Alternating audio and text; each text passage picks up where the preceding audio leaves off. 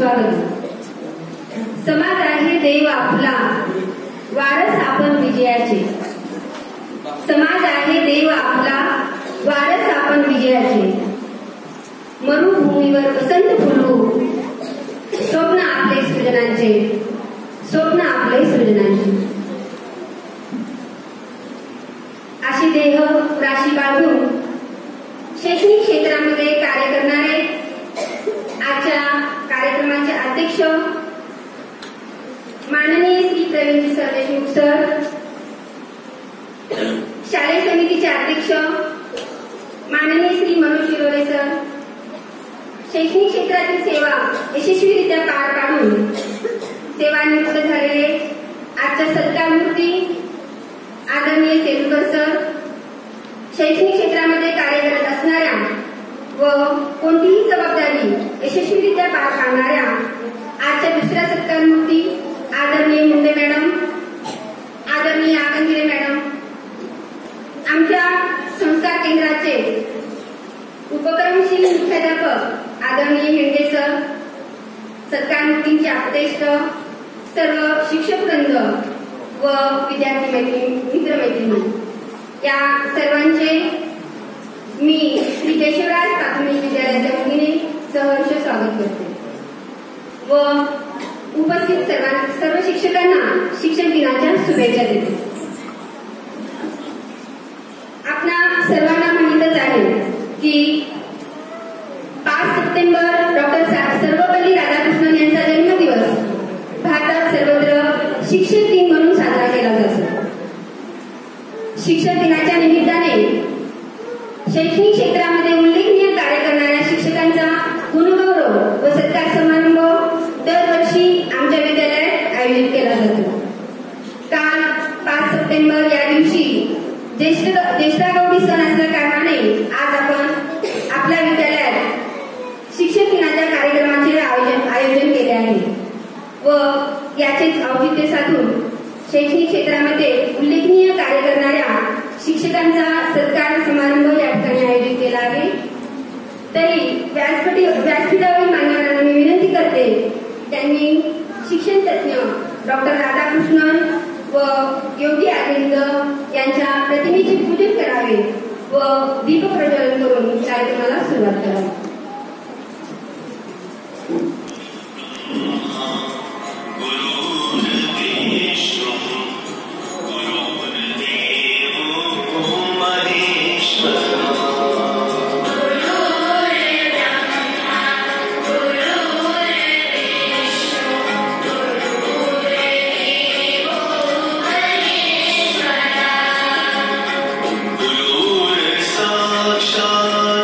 पर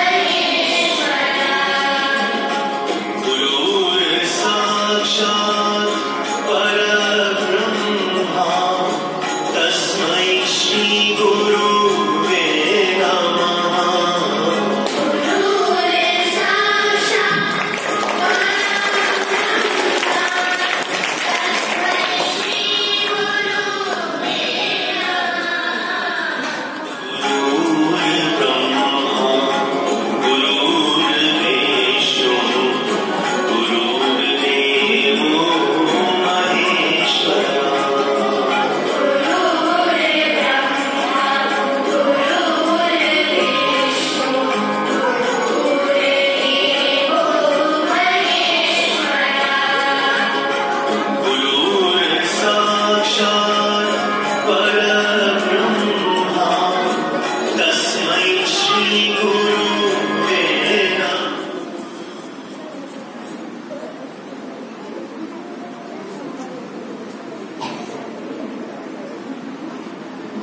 सार कळते ग्रंथ व पुस्तकातून, तर कार्यक्रमाचा उद्देश कळतो प्रास्ताविकातून. आजच्या या शिक्षक दिनाच्या कार्यक्रमाचे प्रास्ताविक करतील आमच्या संस्कार केंद्राच्या विभाग प्रमुख सौ देशपांडे.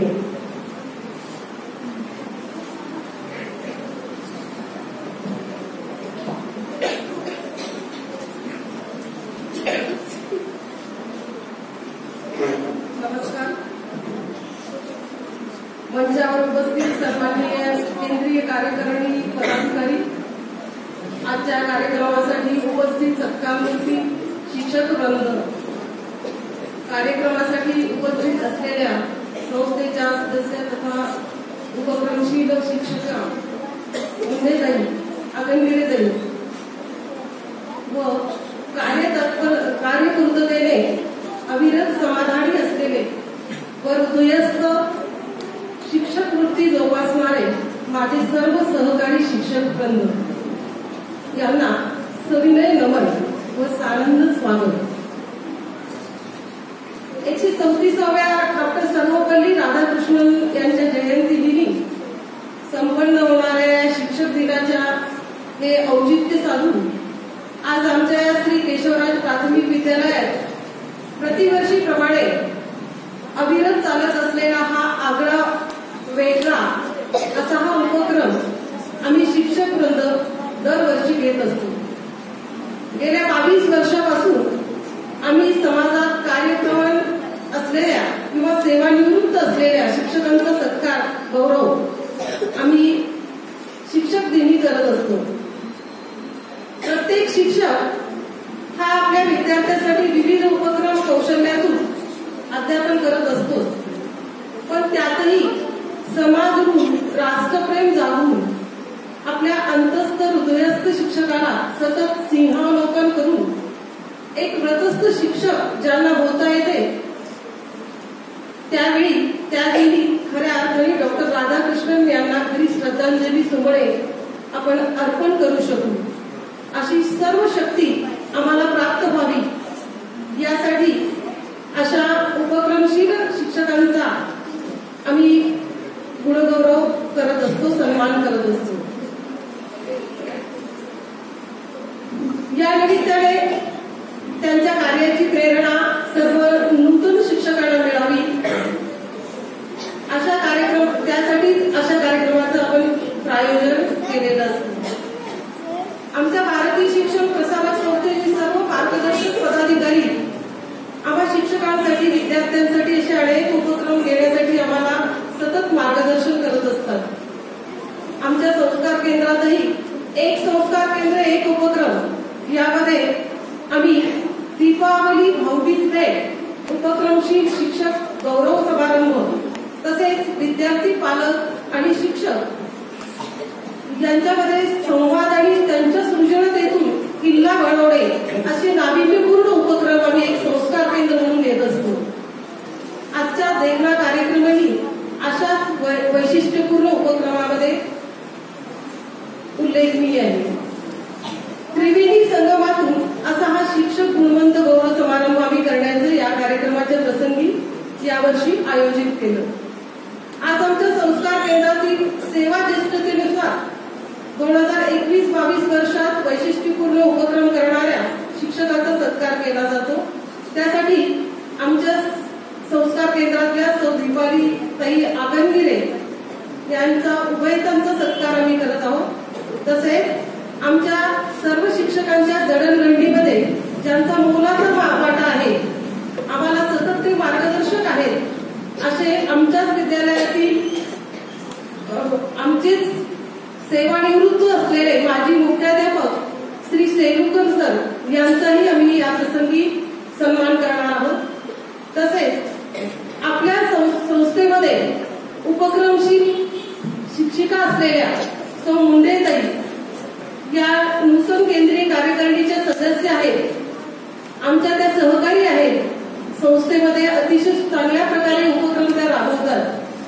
अशा या उपक्रमशील 3 शिक्षकांचा या प्रसंगी आपण गौरव करणार आहोत. एवढे या कार्यक्रमाची प्रास्ताविक करते आणि थांबते. धन्यवाद. शिक्षक म्हणजे एक समुद्र, ज्ञानाचा, पावित्र्याचा एक आदरणीय कोपरा. प्रत्येक व्यक्तीच्या मनातला शिक्षक आपुणाला पूर्ण करणारा, शिक्षक शब्दांनी ज्ञान वाढविणारा, शिक्षक जगण्यातून जीवन घडविणारा. आजच्या या शिक्षक दिनाच्या कार्यक्रमासाठी मंचावर उपस्थित सर्व मान्यवरांचा परिचय करून देतील माझ्या सहकारी शिक्षिका सौ आहे.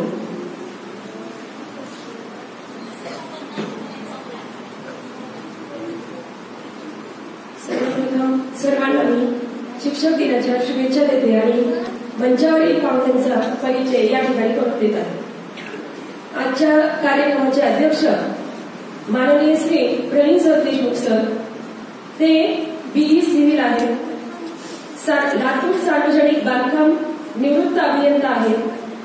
सन 2005 ते 2010 या कालावधीमध्ये त्यांच्यावर संस्था सहकार्यवाह म्हणून दायित्व होते.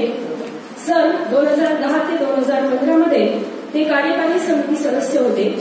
सध्या केंद्रीय कार्यकारिणी सदस्य म्हणून त्यांच्यावर दायित्व आहे. त्यांचे स्वागत आमच्या शाळेचे माननीय मुख्याध्यापक सर श्री हेडवे सर करतील. त्यांना मी अशी विनंती करते की ते स्वागत करा.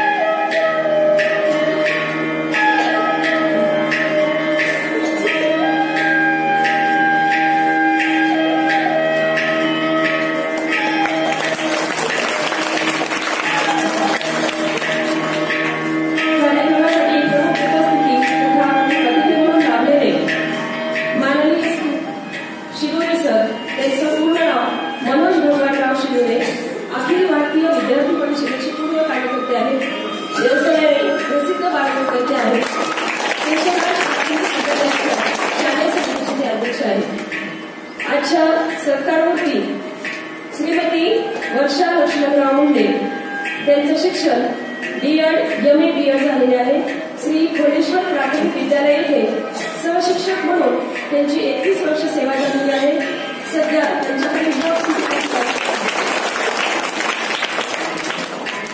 आजचे दुसरे सरकारवरती माननीय श्री सेविकर सर, त्यांचं पूर्ण नाव श्री उमेश नंदकुमार सेविकर, त्यांचं शिक्षण BSc B.Ed. झालेले आहे. आपल्या संस्थेमध्ये 38 वर्षाच्या सेवेमध्ये त्यांनी शिक्षक, पर्यवेक्षक, उपमुख्याध्यापक व मुख्याध्यापक अशा जबाबदाऱ्या पूर्ण केलेल्या आहेत. तसेच दरवर्षी आमच्या विद्यालयामध्ये उपक्रमशील शिक्षिका व सेवानिष्ठता पुरस्कार या ठिकाणी दिलेला आहे. या वर्षीचा पुरस्कार आमच्या शाळेची सौ शिवाजी जनार्दन आकर्डे यांना देण्यात आहे. त्यांचेही स्वागत या ठिकाणी होत आहे. यानंतर आमच्या शाळेचे माननीय मुख्याध्यापक श्री शिवाजी अमरराव बेंडे यांचं स्वागत मी आमचे युवा प्रमुख श्री लमा कुलकर्णी सर यांना करण्याची विनंती करते. तसेच आजच्या सत्कारवरती सौ आकांक्षीबाई यांचे यजमान या ठिकाणी उपस्थित आहेत. श्री संदीप देवीदास माधव, ते संत ज्ञानेश्वर विद्यालय येथे सहशिक्षक म्हणून कार्यरत आहेत. गणित विषय शिक्षक आहेत. अभ्यासू व्यक्तिमत्व आहेत. त्यांचं स्वागत आमच्या शाळेचे. तसेच आजच्या सत्कारावरती सौ आकांक्षीबाई यांचे आप्तेष्ट या ठिकाणी उपस्थित झालेले आहेत. त्यांचे मी शाळेच्या वतीने शब्दसमोरांनी स्वागत करते. धन्यवाद.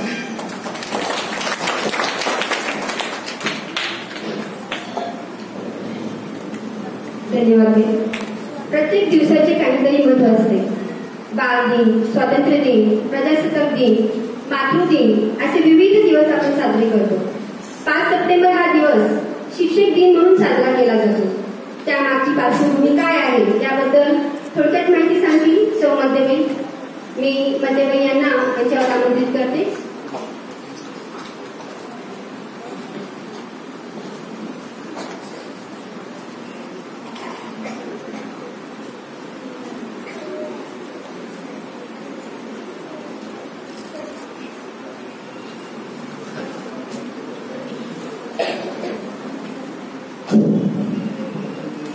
नमस्कार. आदरणीय मंच, सर्व गुरुजन वर्ग आणि माझ्या बालमित्रांनो, गुरु गोविंद गोखडे काके लागू पाय, बलिहारी गुरु अपने गोविंद दियो बताय. अर्थात संत कबीरदास म्हणतात, गुरु आणि गोविंद दोघे समोर उभे आहेत, तर मी कोणाच्या चरणावर नमस्कार करू. हे गुरुदेव, आपली कृपा आहे की मला तुम्ही ईश्वराची ओळख करून दिला.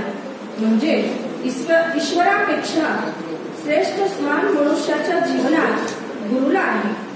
5 सप्टेंबर शिक्षक दिनाचे औचित्य साधून या ठिकाणी सुंदर अशा कार्यक्रमाचे आयोजन केले आहे. 5 सप्टेंबर डॉक्टर सर्वपल्ली राधाकृष्णन यांचा जन्मदिवस आहे. डॉक्टर राधाकृष्णन हे आपल्या भारताचे माजी उपराष्ट्रपती व दुसरे राष्ट्रपती असण्याबरोबरच एक शिक्षक देखील होते व समस्त शिक्षकांप्रती आदर व्यक्त करण्यासाठी त्यांचा जन्मदिवस शिक्षक दिन म्हणून साजरा केला जातो. मित्रांनो, डॉक्टर सर्वपल्ली राधाकृष्णन यांचं जीवन चरित्र काल आपण ऐकलेलंच आहे. आज आपण मनुष्याच्या जीवनात गुरुचं महत्व हे अनन्यसाधारण आहे हे ऐकणार आहोत. भारतीय संस्कृतीत आईनंतर सर्वात महत्वाचे स्थान म्हणजे गुरुचे. गुरु हा आईनंतर मुलांना घडवण्याचे, त्यांच्यावर संस्कार करण्याचे आणि त्यांना सक्षम बनवण्याचे काम करतो. जीवनाला दिशा देण्यात आणि जडणघडण करण्यात शिक्षकांचा वाटा खूप मोठा असतो. त्यामुळे शिक्षक दिनाला भारतीय संस्कृतीत अधिक महत्व आहे. शिक्षकाचं महत्व सांगणारी एक प्रेरणादायी कथा मी आता तुम्हाला या ठिकाणी सांगणार आहे. ती कथा अशी आहे. एका शाळेमध्ये निरोप समारंभाचा कार्यक्रम आयोजित केलेला असतो. विद्यार्थी शाळा सोडून जाणार असतात. त्यांच्यासाठी कौतुकाचा सोहळा आयोजित केलेला असतो. या कौतुकाच्या सोहळ्यासाठी सर्व विद्यार्थी, त्यांचे सर्व गुरुजी एकत्र जमा झालेले असतात. पण काही विद्यार्थ्याच्या मनात एक ठराविक गुरुजीबद्दल प्रचंड राग असतो. कारण वर्षभर त्यांच्या हातून त्यांनी मार खाल्लेला असतो आणि आजच्या या निरोप समारंभाच्या कार्यक्रमामध्ये त्यांचा अपमान करून त्या रागाचा वचपा काढायचा असे त्या विद्यार्थ्यांनी ठरवलेले असते. कार्यक्रम सुरू होतो. कार्यक्रमाची रूपरेषाही चालू असते. कार्यक्रम मध्यावर येतो आणि एक विद्यार्थी आपलं मनोगत व्यक्त करण्यासाठी उभा राहतो. सर्व गुरुजन समोर असतात. मंचावर उभा असताना तो विद्यार्थी सर्वांना उद्देशून म्हणतो की मला या गुरुजींना एक प्रश्न विचारायचा आहे. तेव्हा ते गुरुजी साहजिकपणे म्हणतात की विचार, तुला काय विचारायचंय तो विचार. आणि गुरुजींना याची कल्पना नसते की हा आपला अपमान करणार आहे किंवा आपल्यावरचा राग व्यक्त करणार आहे. तो विद्यार्थी गुरुजींना म्हणतो, गुरुजी मी एक प्रश्न तुम्हाला विचारणार आहे. गुरुजी म्हणतात विचार. तर तो विद्यार्थी आपला हात समोर पुढे करतो आणि गुरुजींना म्हणतो की गुरुजी माझ्या हातामध्ये चिमणीचं पिल्लू आहे. मला हे सांगा की हे चिमणीचं पिल्लू जिवंत आहे की मेलेलं आहे. मग गुरुजी विचार करतात, स्वतःशीच बोलतात, अरे मी जर याला सांगितलं की चिमणीचं पिल्लू हे जिवंत आहे किंवा मेलेलं आहे तर तो काय करेल. तर ते चिमणीचं पिल्लू मी जर सांगितलं जिवंत आहे तर तो त्याला मुठावरून मारून टाकेल आणि जर मी सांगितलं की मेलेला आहे तर तो मुठ सोडून देईल. तर मग ते स्वतः थोडासा विचार करतात आणि त्या विद्यार्थ्यांना सांगतात की हे बघ बाळा, त्या पिलाच्या आयुष्याचा तू शिल्पकार आहे. त्यामुळं त्या पिलाचं काय करायचं, त्याला जिवंत ठेवायचं का त्याला मारायचं. मी तुला तुला तुझ्या हातात आहे. त्यामुळं तू त्याला मारू शकतोस किंवा जिवंत ठेवतोस हे ते तुझ्या हातामध्ये असल्यामुळं मी हे तुला सांगू शकत नाही. गुरुजींचं हे वाक्य ऐकून त्या विद्यार्थ्याला आपली चूक लक्षात येते आणि तो आपल्या हाताची मूठ उघडतो आणि ते चिमणीच्या पिलाला मुक्त करतो आणि गुरुजींना वंदन करतो. सर्वत्र टाळ्या वाजवल्या जातात. यावरून आपल्या असं लक्षात येतं की आपल्याला योग्य मार्ग दाखवणारे, योग्य वळण लावणारे हे आपले गुरुजनच असतात. आपण आपल्या आयुष्याचे शिल्पकार असतो. या शिल्पाला, आयुष्याला घडवण्यासाठी एका गुरुची किंवा मार्गदर्शकाची गरज असते. मानवी जन्म असा आहे की आपण आपलेही कल्याण करू शकतो आणि इतरांचेही कल्याण करू शकतो. पण इतरांच्या कल्याणासाठी एका गुरु गुरुची आवश्यकता असते. विद्वानं सर्वत्र पूज्यते हे भारतीय संस्कृतीचं वैशिष्ट्य आहे. जो जो जयाचा घेतला गुण तया केला गुरु जाणला. यावरून गुरुचं स्थान किती महत्वाचं आहे. भारतातील तमाम गुरूंना मी शतशत नमन करते आणि मी थांबते. मी विनंती करते की त्यांनी आदरणीय सेलुकर सर यांचा यथोचित सत्कार करावा. माननीय श्री सेलुकर सर यांचे पूर्ण नाव माननीय श्री उमेश नंदकुमार सेलुकर आहे. त्यांचे शिक्षण PSc B.Ed झालेले आहे. आपल्या संस्थेमध्ये 38 वर्षाच्या सेवेत त्यांनी शिक्षक, प्रवेशक, उपमुख्याध्यापक, मुख्याध्यापक अशा जबाबदाऱ्या पूर्ण केल्या आहेत. भारतीय शिक्षण प्रसारक संस्था यांचे समन्वयक म्हणून कार्य पार पाडत आहेत. वाचनाची प्रवासाची आवड आहे. त्यांनी भगवद्गीता व गीताई या ग्रंथाचे स्वतःच्या हस्ताक्षरात लेखन केले आहे.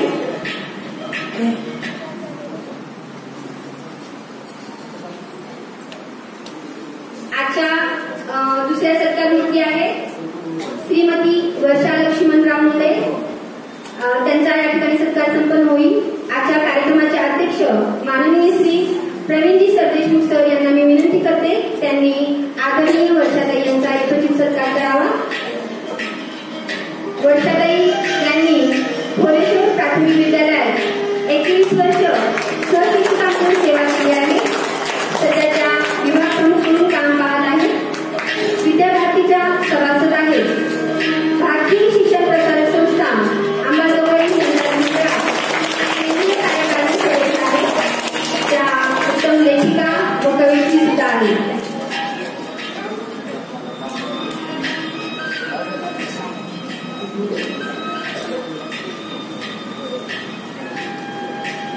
यानंतर दरवर्षी आमच्या संस्कार केंद्रामध्ये कार्यरत असणाऱ्या एका शिक्षिकेची सेवानिष्ठतेनुसार आदर्श शिक्षक म्हणून निवड केली जाते.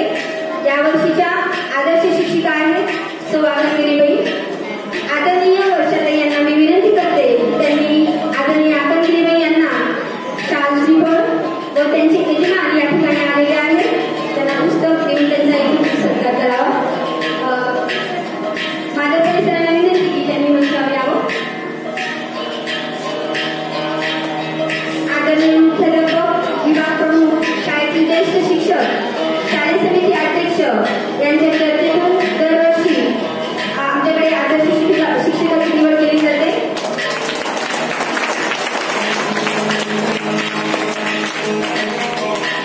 उत्साह, उपक्रमशीलता, उपासना हे सुंदर जगण्याचे मार्ग आहेत. जो उपक्रमशील आहे तोच जगणे सुंदर करू शकतो. अशा या आगनगिरेबाई यांना वक्तृत्वाची आवड आहे. सामाजिक कार्याची आवड आहे. विद्यार्थ्यांसाठी नवीन नवीन उपक्रम त्या वर्गामध्ये घेतात.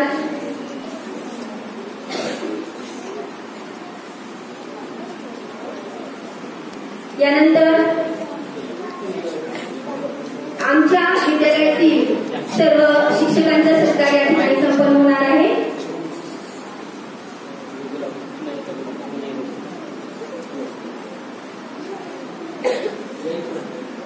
रवींद्रनाथ टागोर एके ठिकाणी म्हणतात, मावळतीला जाताना सूर्याने प्रश्न केला, माझ्यानंतर या जगाला प्रकाश देण्याचं काम कोण करेल?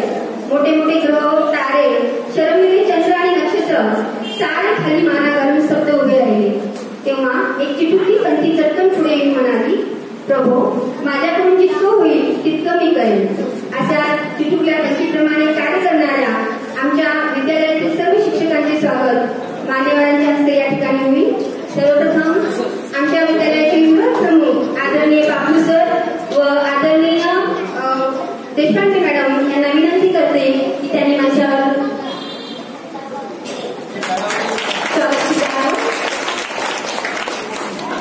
आदरणीय देशपांडे मॅडम. त्यानंतर तपसेबाई या पहिली या वर्गाच्या शिक्षिका आहेत. त्या ज्ञानोपासक मंडळ प्रमुख म्हणून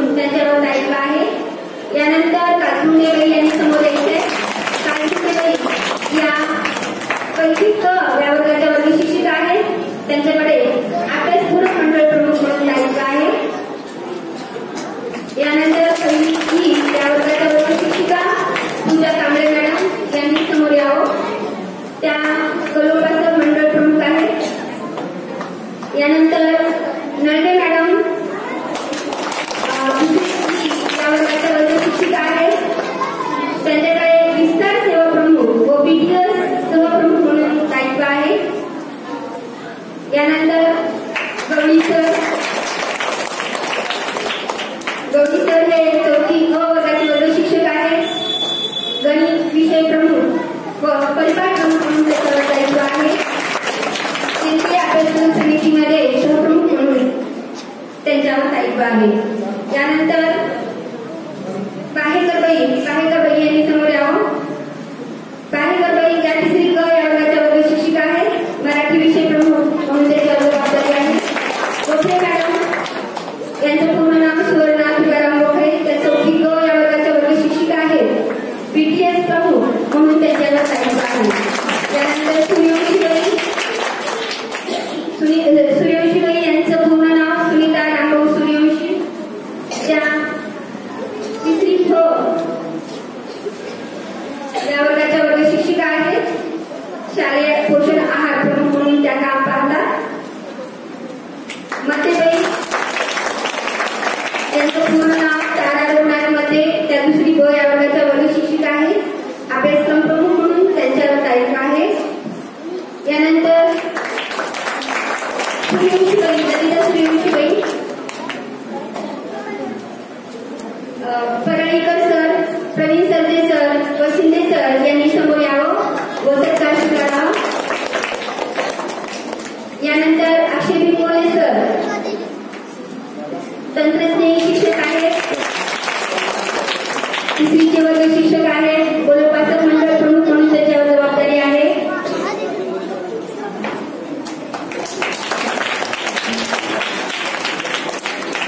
त्यानंतर मनीषा कापरोटे मॅडम त्या तिसरी च्या शिक्षिका आहेत.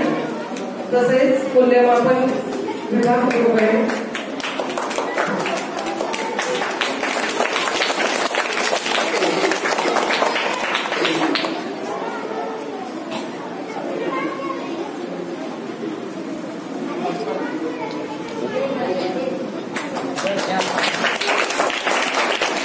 आपण सर्वांची प्रेरणास्थान आणि मुख्याध्यापक यांचाही या प्रसंगी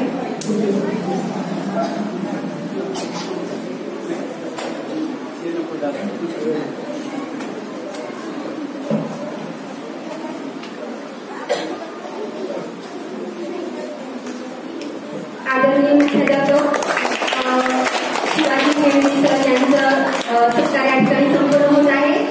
आजच्या कार्यक्रमाचे अध्यक्ष केंद्रीय कार्यकारिणीचे सदस्य माननीय श्री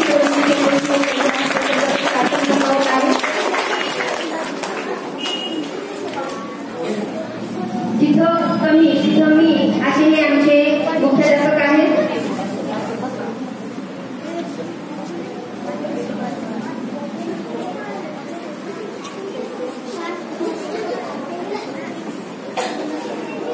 डॉक्टर APJ अब्दुल कलाम यांच्या अग्निपंख या जीवनीमध्ये त्यांनी डॉक्टर राधाकृष्णन यांच्या कार्याचा व विज्ञाननिष्ठ दृष्टिकोनाचा विस्तृत उल्लेख केला आहे. ते आदर्श शिक्षक होते. त्यांनी 40 वर्ष शिक्षक म्हणून ज्ञानदानाचे पवित्र काम करत असताना एक सुसंस्कारित पिढी घडवण्याचे काम केले. मूल्याधारित शिक्षण देऊन सामाजिक स्तर उंचवण्याकामी त्यांचे योगदान अतुलनीय आहे. त्यांच्या या कार्याचा सन्मान म्हणून आज आपण त्या सर्व शिक्षकांचा सत्कार या ठिकाणी केला आहे. यानंतर आजच्या सत्कार मूर्ती माननीय श्री सेलुकर सर यांना मी विनंती करते त्यांनी आपले मनोगत व्यक्त करावे.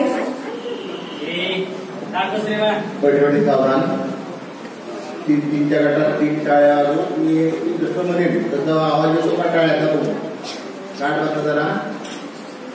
मी या पद्धतीने आवाज काढेल तसा हातातून आवाज आला पाहिजे. टाळ्या सुरू करण्यानंतर सुरू करू आपण. 1 2 3 मी जसं सांगितलं ना 9 टाळ्या वाजवल्या. 1 2 3 1 2 3 1 2 3 1 2 3 1 2 3 1 2 3 आता सुरू करा. 1 2 3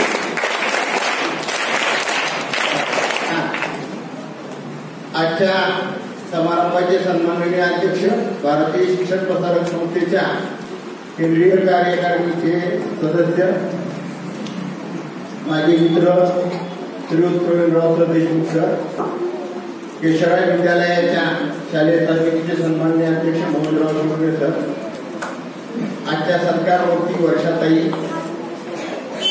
आखंगिरेताई, या विद्यालयाचे सन्माननीय मुख्याध्यापक शिवाजीराव हेडके सर, शिक्षक बंधू, आज शिक्षक दिनानिमित्तानं इथं निवृत्त शिक्षकांचा आणि आता विद्यमान जे शिक्षक आहेत त्यांचा सत्काराचा समारंभ हा आयोजित केला आहे.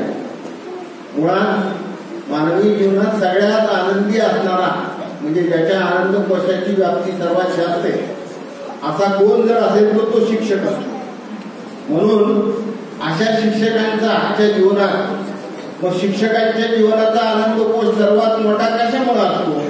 त्याचं कारण असतं की त्याच्या सान्निध्यात जे लहान लहान मुलं असतात ते मुलं आणि त्यांचं जे विश्व आहे ते विश्व बघून शिक्षकाला आनंद वाटतो. म्हणून शिक्षक हा सगळ्यात आनंदी असतो. विद्यार्थी मित्रांनो, आपल्या संस्कृतीमध्ये 3 गुरु मानलेले, एक माता गुरु आहे, दुसरा पिता गुरु आहे आणि तिसरा आचार्य गुरु आहे. पूर्वीपासून आता त्याला शिक्षक म्हटलं जातं. म्हणजे शिक्षक ही 4थी पिढी आहे. पहिल्यांदा सुरुवातीला त्याला गुरु म्हटलं जायचं, नंतरच्या काळात त्याला आचार्य म्हटलं गेलं, त्याच्यानंतर शिक्षक म्हटलं गेलं, त्याच्यानंतर आता मास्तर असं सुद्धा शब्द दिला आहे. मास्तर म्हणजे आईचा स्तर ज्याला असतो, ज्याच्या वागण्यात आईचा स्तर असतो असा तो मास्तर असतो. म्हणजे माणसाच्या जीवनामध्ये सगळ्यात मोठं कोण असतं तर आई ही सगळ्यात मोठी असते आणि आई मोठी असते म्हणून आई हा पहिला हात गुरु असतो. दुसरा गुरु असतो पिता, जे आपल्यासाठी सर्वस्व देत असते, आपल्या जीवनाची होळी करून आपल्या सर्व जीवनामध्ये आनंद देण्यासाठी म्हणून, आपल्या पाल्यांना आनंद देण्यासाठी म्हणून पिता हे सगळ्यात जास्त आनंद देण्यासाठी प्रयत्न करत असतात. म्हणून हे दुसरे गुरु असतात. म्हणजे आनंद देणारी माणसाच्या जीवनाची इंद्रिय, त्या इंद्रियामध्ये डोळे हा सगळ्यात चांगला इंद्रिय आहे. डोळ्याचा आनंद काय आहे? सुंदर दिसणं हा डोळ्याचा आनंद आहे. कानाचा आनंद काय आहे? चांगलं ऐकणं हा कानाचा आनंद आहे. जिभेचा आनंद काय आहे? गोड लागणं एखादी वस्तू खाल्ल्यानंतर, तो जिभेचा आनंद. त्वचेचा आनंद काय आहे? मुलायम स्पर्श हा त्वचेचा आनंद आहे. हाताचा आनंद काय आहे? तर उत्तम निर्मिती हा हाताचा आनंद. आणि म्हणून देखणे ते हात ज्यांना निर्मितीचे डोळे असं एका कवीने म्हणून लिहिलेलं आहे. म्हणून मग शिक्षकाच्या जीवनाचा आनंद कशामुळे सर्वात जास्त? त्याचं कारण शिक्षकाचा व्यवसाय हा अत्यंत नोबेल सुंदर अशा प्रकारचा व्यवसाय आहे. इंग्रजीमध्ये 3 शब्द आहेत त्या व्यवसायाच्या दृष्टीने. त्याच्यात पहिला शब्द आहे प्रोफेशन, दुसरा शब्द आहे वोकेशन आणि तिसरा शब्द आहे ऑक्युपेशन. हे 3 इंग्रजी शब्द आहेत. उपजीविकेसाठी जे काम करावं लागतं ते काम, हे पहिलं काम. तेच काम अत्यंत आवडीनं करणं हे दुसरं काम झालं, त्याला ऑक्युपेशन म्हणायचं. आणि तो तेच मन गुंतवून जर समजा केलं तर ते काम जे आहे ते आनंद देणारं काम आहे. म्हणजे व्यवसाय आणि वृत्ती याचा अनुबंध जोडून जिव्हाळा जर समजा निर्माण केला तर सगळ्यात जास्त आनंद हा त्या व्यवसायामध्ये निर्माण होतो. असा व्यवसाय करतो असतो तर तो शिक्षकाचा असतो. मला आठवतंय की मला तसं माझ्या जीवनामध्ये मला आठवणारे घटक कोणते आहेत तर माझे लहानपणीचे शिक्षक मला खूप आठवतात. लहानपणी मला ज्यांनी शिकवलं, माझी आई जशी मला आठवते, माझे वडील जसे मला आठवतात तसे माझे गुरु हे मला खूप आठवतात. काय असते शिक्षकाच्या घरी संपत्ती? शिक्षकाची संपत्ती काय असते? तुकाराम महाराजांनी लिहून ठेवले, आम्हा घरी धन शब्दाची रत्ने, शब्दाची रत्ने शस्त्र करू, शब्दाचे आमचे जनाचे जीवन, शब्द वाटू धन जन लोक. म्हणजे शब्द हे धन, बोलणं हे धन, ज्यांच्याजवळ असतं असे शिक्षक असतात. रोज सकाळी आल्यानंतर आपल्या विद्यार्थ्यांना बोलणारे आणि विद्यार्थ्यांना तू घरी काय केलंस त्याच्या पाठीवर हात फिरवणारे, त्याला शाबासकी देणारे, अशा शिक्षकाचा व्यवसाय हा सर्वात उत्तम असतो. मी असं भाग्यवान आहे की भारतीय शिक्षण प्रसारक संस्थेमध्ये मी 1ली ते 10वी शिकलो आणि नंतर माझ्या जीवनाची 38 वर्ष नोकरीची माझी याच संस्थेत झाली. म्हणजे माझ्या जीवनात 58 वर्षाच्या जीवनामध्ये साधारणतः मी 51 वर्ष या संस्थेमध्ये मी राहिलेले. 7-8 वर्ष मला जे कळत नव्हते ते जर सोडले तर माझ्या जीवनात संस्था आणि संस्थेतले शिक्षक हे माझ्या जीवनात राहिले. म्हणून मला आकार देणारी जी कोणती माझ्या जीवनाला जी आकार देणारी कोण आहे तर ती माझी भारतीय शिक्षण प्रसारक संस्था आहे. ही माझा गुरु आहे आणि या संस्थेतले सगळे शिक्षक जे आहेत ते त्या दृष्टीनं मला वंदनीय आहे. म्हणून मला खूप आनंद झाला आज की अशा प्रकारचे जिथं मी शिकलो त्या संस्थेत माझा हा सत्कार झाला आणि ती सगळ्यात माझ्या दृष्टीनं अत्यंत आनंदायी गोष्ट आहे. गोपू काळेंची एक कथा आहे. सर्वात दीर्घायुषी माणूस कोण असतो, सगळ्यात दीर्घ आयुष्य कुणाला असतं तर गोपू काळेंना असा प्रश्न विचारल्यानंतर ते म्हणाले की सगळ्यात दीर्घायुष्य असतो शिक्षक. दीर्घायुष्य म्हणजे जास्त आयुष्य जगणार. मग गोपू काळेंना कुणीतरी विचारलं कसं काय तर ते म्हणजे बाकी सर्वसाधारण माणसं ही शतायुष्य असतात पण शिक्षक जे असतात ते 400 वर्ष जगतात. आश्चर्य वाटतं लोकांना 400 वर्ष शिक्षक कसे जगतात आणि मग त्यांनी त्याचं स्पष्टीकरण दिलं की शिक्षक 400 वर्ष कसे जगतात तर माझे गुरुजी जे आहेत ते मला आठवतात. म्हणजे 100 वर्ष माझ्या जीवनानंतर विद्यार्थ्यांच्या जीवनात मी 100 वर्ष शिक्षक जर असलो तर त्यांच्या आठवणीत राहतो. मग ते माझे विद्यार्थी आहेत ते त्यांच्या मुलांना सांगतात की माझे गुरुजी असे होते आणि मला त्यांनी असं शिकवलं. मला आज लिहिता येते, मला आज वाचता येते, मला आज चांगलं बोलता येते, मला आज चांगलं सुचतंय. या सगळ्या गोष्टीचं कशामुळे तर माझ्या गुरुजींच्यामुळे तर ते गुरुजी मला आठवतात. म्हणून 300 वर्ष झाली. आणि मग मुलांचा मुलगा म्हणजे विद्यार्थ्याचा मुलगा त्याचा मुलगा नातू ते नातू त्या मुलाला सांगतात की आमच्या वडिलांची गुरुजी असे होते आणि ते असं सुंदर शिकवत होते. म्हणून ही कला जी आहे ती शिक्षकांच्या जवळ असते. म्हणून शिक्षकाच्या जीवनात आनंद असतो. मानवी जीवनामध्ये श्रवण, वाचन, लेखन, संभाषण, भाषण या सगळ्या जे कौशल्य जे आहेत ती कौशल्य जे प्रेरत असतात ते शिक्षक असतात. आणि एखाद्या माणसाचा वाढदिवस हा शिक्षक दिन म्हणून जेव्हा साजरा होतो ते कशासाठी होतो. सर्वपल्ली राधाकृष्णनांना विचारलं 5 सप्टेंबर हा तुमचा जन्मदिवस आहे आणि मग तो आपण साजरा करतो. तेव्हा सर्वपल्ली राधाकृष्णन हे खूप तत्वज्ञानी होते. ऑक्सफर्ड विद्यालयामध्ये आणि मद्रासच्या प्रेसिडेन्सी महाविद्यालयामध्ये महाविद्यालयीन विद्यार्थ्यांना शिकवण्याचं काम त्यांनी केलं होतं. वेदांतातील नीती या विषयावर त्यांनी अभ्यास केला होता खूप मोठा. आणि दर्शनशास्त्राचे ऑक्सफर्ड विद्यापीठामध्ये सर्वपल्ली राधाकृष्णन हे प्राध्यापक होते.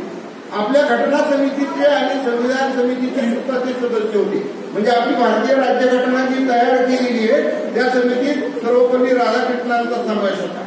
आणि पहिले 10 वर्ष उपराष्ट्रपती आणि नंतरचे 5 वर्ष राष्ट्रपती म्हणून आणि भारतरत्न म्हणून सन्मान त्यांना मिळाला होता.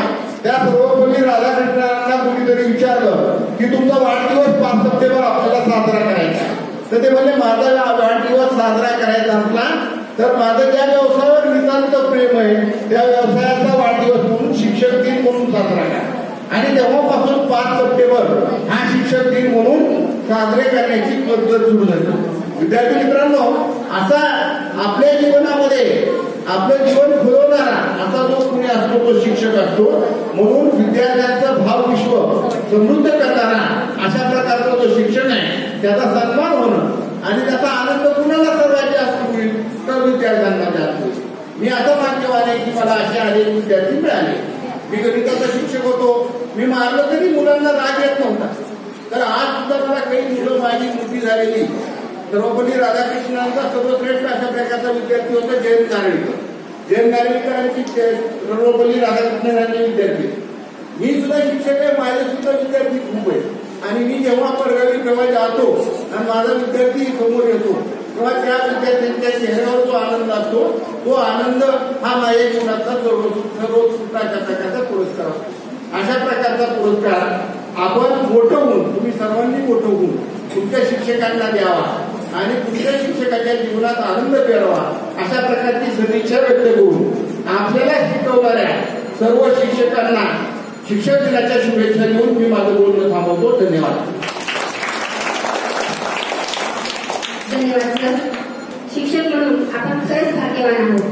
दिवसातील बराच कालावधी आपण या चैतन्यरूपी निरागस मुलांच्या सहवासात घालवण्याचे भाग्य आपल्याला लाभलेले आहे. धन्यवाद सर. यानंतर आदरणीय वर्षाताई यांना विनंती करते त्यांनी आपले मनोगत व्यक्त करावे.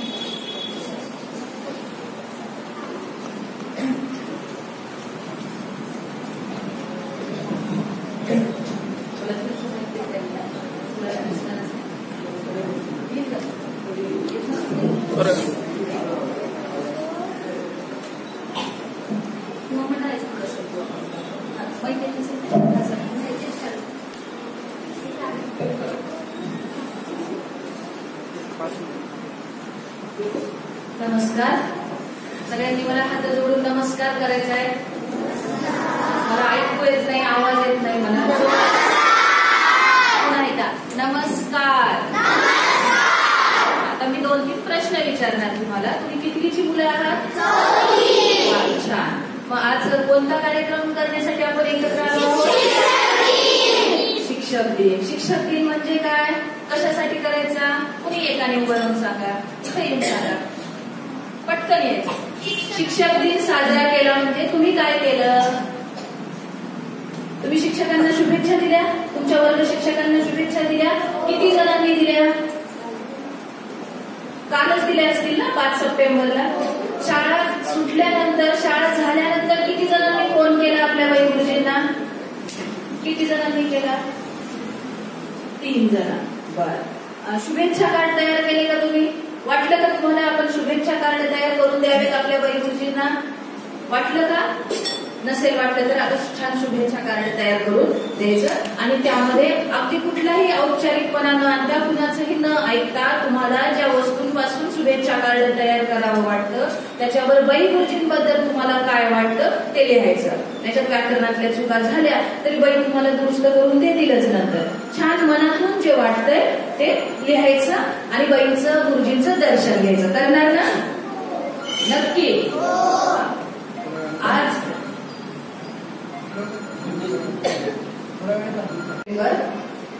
आज आपण कालचा आपला 5 सप्टेंबरचा कार्यक्रम साजरा करण्यासाठी इथं आलो आहोत. आपल्या बाई गुरुजींबद्दल कृतज्ञता व्यक्त करण्यासाठी आपण एकत्र आलो आहोत. सगळ्यांनी ताट बसायचंय. पाठीचा गणा ताट, दोन्ही हात गुडघ्यावर. मी जास्त वेळ नाही घेणार. तुम्हाला कंटाळा येईल एवढं बोलणार नाही आणि भाषांतर करणारच नाही. ताट बसा. सगळ्यांचं लक्ष समोर. या कार्यक्रमासाठी केंद्रीय कार्यकारिणीतले सदस्य माननीय श्री प्रवीणजी देशमुख सर, तुमच्या केशवराज प्राथमिक विद्यालयाचे शालेय समितीचे अध्यक्ष डॉक्टर शिरुरे सर, शाळेचे मुख्याध्यापक श्री हेडगे सर आणि माझे सगळे सहकारी शिक्षक बंधू भगिनी. सहकारी याच्यासाठी म्हणलं की मी यांच्यापैकी 5 ते 6 जणांसोबत काम केले. हेडगे सरांसोबत मी प्रगती विभागात काम केले.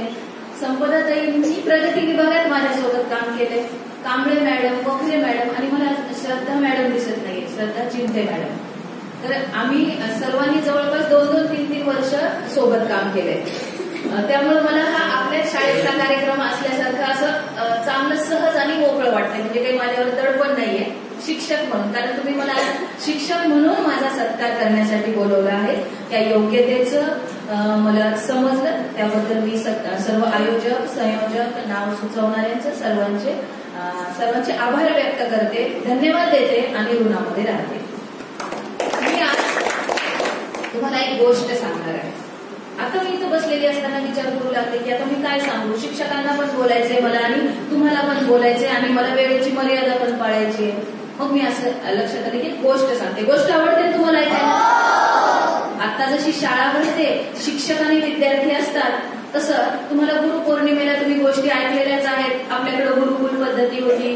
गुरुच्या गृही राहून शिष्य शिक्षा घ्यायचे आणि मग त्यांची पूर्ण शिक्षण झालं की परत ते त्यांच्या घरी वापस यायचे. 9 वर्षापासून हा संस्कार त्यांच्यावर सुरू व्हायचा, विद्यारंभ व्हायचा आणि मग ते तिथं राहायचं. ते सगळं गुरुकुल अगदी स्वच्छतेपासून ते संस्कृतच्या पाठांतरापर्यंत पूजा अर्चना सगळ्या गोष्टी ते शिकायचे.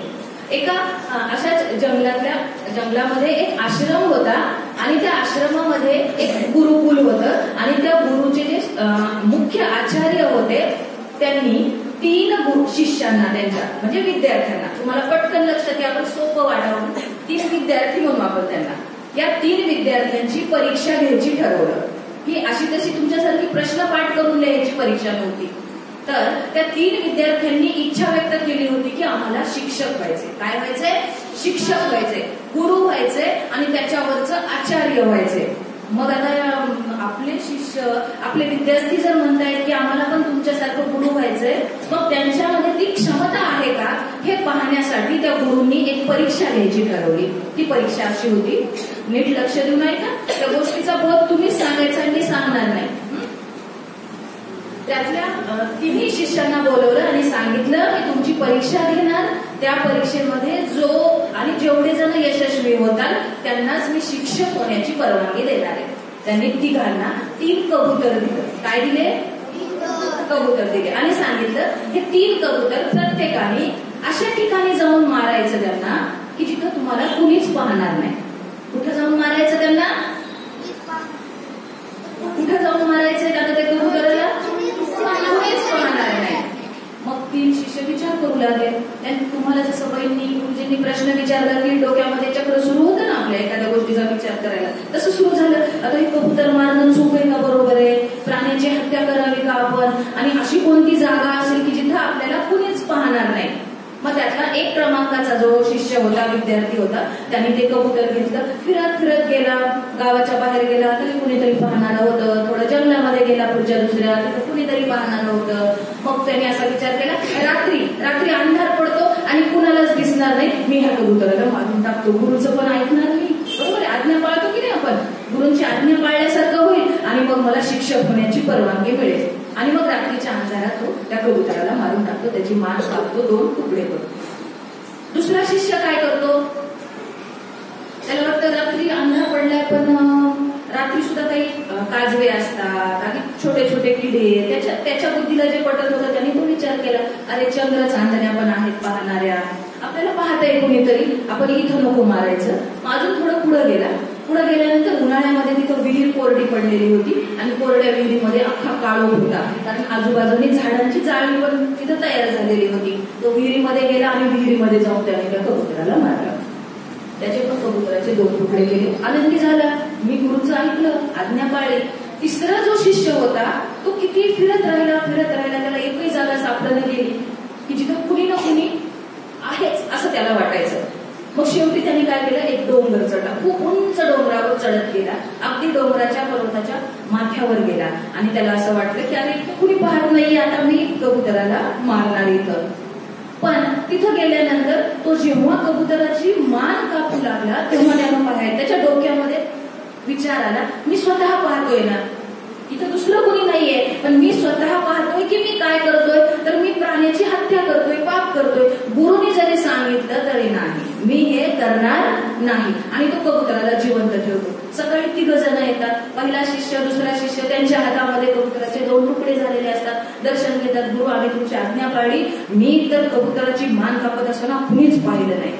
आणि तिसरा शिष्य म्हणतो की गुरु मला माफ करा, मी तुमची आज्ञा ऐकली नाही, मला ह्या जगात म्हणजे मी जिथं जिथं गेलो मला कुठंच अशी जागा सापडली नाही की जिथं कुणीच नाही, आणि जिथं कुणीच नसतं तिथं मी होतो अशी मला अनुभूती आली. मी माझ्या कर्माचा, मी माझ्या कामाचा साक्षीदार आहे. कुणी आलंय म्हणून, कुणी सांगितलंय म्हणून आणि मला काहीतरी मिळणार आहे म्हणून मी हे काम करणार नाही, तर मी माझ्या कामाचा साक्षीदार आहे. ही चूक मी करणार नाही कबुतराचा जीव घेण्याची. आणि वेगळं सांगायची गरज नाही की गुरुनी शिक्षक होण्याची परवानगी कोणाला दिली असेल, आचार्य होण्याची कोणाला दिली असेल. या गोष्टीवरून आपण बोध काय द्यायचा कोण सांगेल? एका वाक्यात सांगायचं. सांग सांग उभं राहा. सगळ्यात शेवटचा सांग सांग सांग.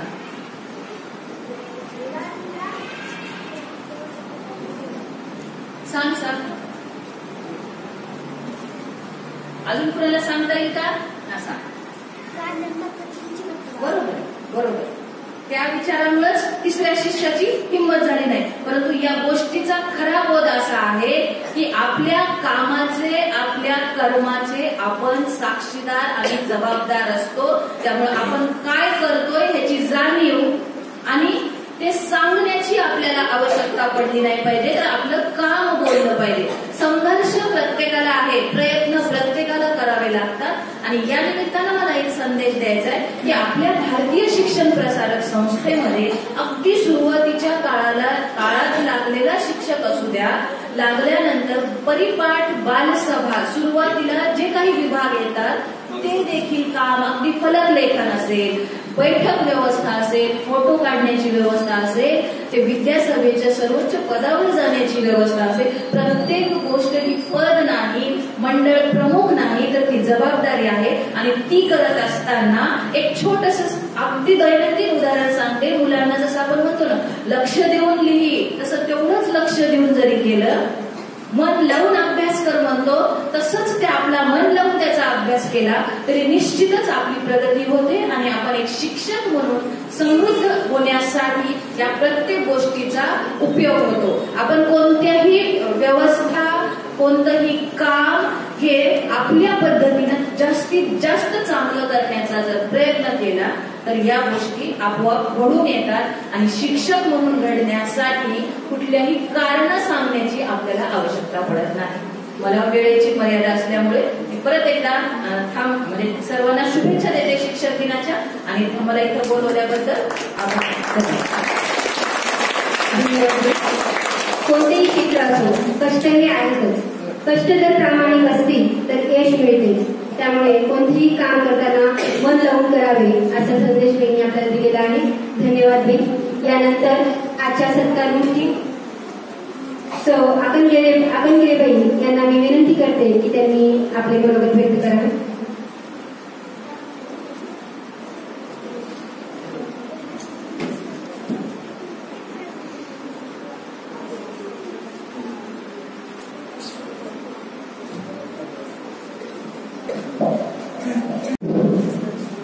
आदरणीय व्यासपीठावरील मान्यवर व या ठिकाणी उपस्थित असलेले माझे सर्व शिक्षक वृंद, विद्यार्थी मित्रांनो आणि माझे आपलिष्ट, या सर्वांना मी सादर प्रणाम करून माझ्या वाणीला सुरुवात करते.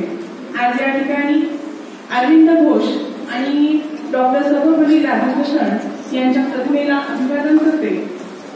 खरं तर मला आज हा जो सन्मान दिला, आदर्श शिक्षक म्हणून माझ्यावरती जो शाळेने विश्वास दाखवला, त्याबद्दल मी शाळेची ऋणी आहे. खरं पाहता या शाळेचा आणि या संस्थेचा घटक असणं हीच खरीतरी अभिमानाची गोष्ट आहे. आणि तो मला आहे. मी या शाळेचा घटक आहे, या संस्थेचा एक घटक आहे. याच्यासाठीच मी खूप अभिमानी, मला त्याचा स्वाभिमान आहे. आणि त्यामध्ये आज या ठिकाणी या व्यासपीठावरील उपस्थित ज्येष्ठ श्रेष्ठांच्या हस्ते माझा आदर्श शिक्षक म्हणून सत्कार केला, यापेक्षा माझं अहोभाग्य दुसरं काय ते असणार आहे. विद्यार्थी मित्रांनो, मी या ठिकाणी आज शिक्षक म्हणून ताकमानेने उभे आहे. याचं कारण काय आहे, याच्या मागे कोण आहे, यांचा उल्लेख या ठिकाणी करणं मला खूप आवश्यक वाटतं. तर आज मी तुमच्या पुढे जी शिक्षक म्हणून उभी आहे ती माझ्या आई वडिलांमुळे, माझ्या पतीमुळे, माझ्या भावांमुळे आणि माझ्या काकांमुळे. प्रत्येकाच्या आयुष्यामध्ये मार्गदर्शक, दिशादर्शक आणि कष्ट घेणारे हात असतील आणि देवाचे आशीर्वाद असतील तर आपल्याला पाहिजे त्या ध्येयापर्यंत आपण जाऊ शकतो. आणि हेच माझ्या बाबतीत झालेलं आहे. मी एक शिक्षक आहे, हो मी एक शिक्षक आहे, पण ते मी घेतलेली जाणीवपूर्वक जबाबदारी आहे, ती मी घेतलेले व्रत आहे, तो म्हणजे केवळ कुठला योगायोग नाही किंवा मी माझ्या आयुष्यामध्ये केलेली ऍडजस्टमेंट नाहीये, तर मी स्वतःहून ती स्वीकारलेली एक जबाबदारी आहे, ते व्रत आहे. कारण मला स्वतःला लहानपणापासून शिक्षक होण्याला आवडत होतं आणि मी ते स्वतःहून झालेली आहे. फक्त यामागे माझ्या आईवडिलांचे अपार कष्ट आहेत. माझे भाऊ छोटे असून सुद्धा त्यांनी वेळोवेळी माझ्यासाठी जो काही त्याग करायचा असेल, जी ऍडजस्टमेंट करायची असेल त्यांनी केलेली आहे. मार्गदर्शक म्हणून माझ्या काकांनी म्हणजे पूर्ण आतापर्यंत साथ दिलेली आहे. आणि लग्नानंतर प्रत्येक पावलाला जिथं काही अडचण आलेली आहे तिथं माझे पती मला प्रत्येक ठिकाणी एक खंबीर आधार म्हणून उभे टाकलेला आहे आणि त्यामुळेच मी आज इथपर्यंत वाटचाल करू शकलेली आहे. हे झालं आज मी शिक्षक कुणामुळे झाले आणि कशी झाले. यानंतर मला या ठिकाणी तुम्हाला सगळ्यांना सांगायला आवडेल की मी जेव्हा या शाळेमध्ये रुजू झाले तेव्हाची मी आणि आताची मी यामध्ये खूप फरक आहे. कारण जेव्हा मी या शाळेमध्ये रुजू झाले तेव्हा मला फक्त गणपती स्तोत्र आणि मारुती स्तोत्र एवढंच पाठांतर येत होतं, संस्कारक्षम पाठांतर म्हटलं तर. म्हणजे माझ्यामध्ये काय बदल झाले या संस्थेमध्ये आल्यानंतर, या शाळेमध्ये आल्यानंतर, हे सुद्धा मला सांगायला या ठिकाणी आवडणार आहे. कारण या संस्थेचं आणि या शाळेचे एक वैशिष्ट्य आहे की शाळा फक्त विद्यार्थीच घडवत नाही, तर या ठिकाणी येणारा प्रत्येक शिक्षक सुद्धा ती घडवत असते आणि मी स्वतः घडली आहे, हे मी माझ्या अनुभवातून सांगत आहे. आज जर मला विचारलं तर मला म्हणजे येत नाही असं कुठलं पाठांतर आहे असं मला वाटत नाही. कारण या शाळेमध्ये आल्यापासून सर्व प्रकारचे संस्कारक्षम पाठांतर मी विद्यार्थ्यांना शिकवत माझ्या ज्येष्ठांच्या मदतीने मी स्वतः शिकले आहे.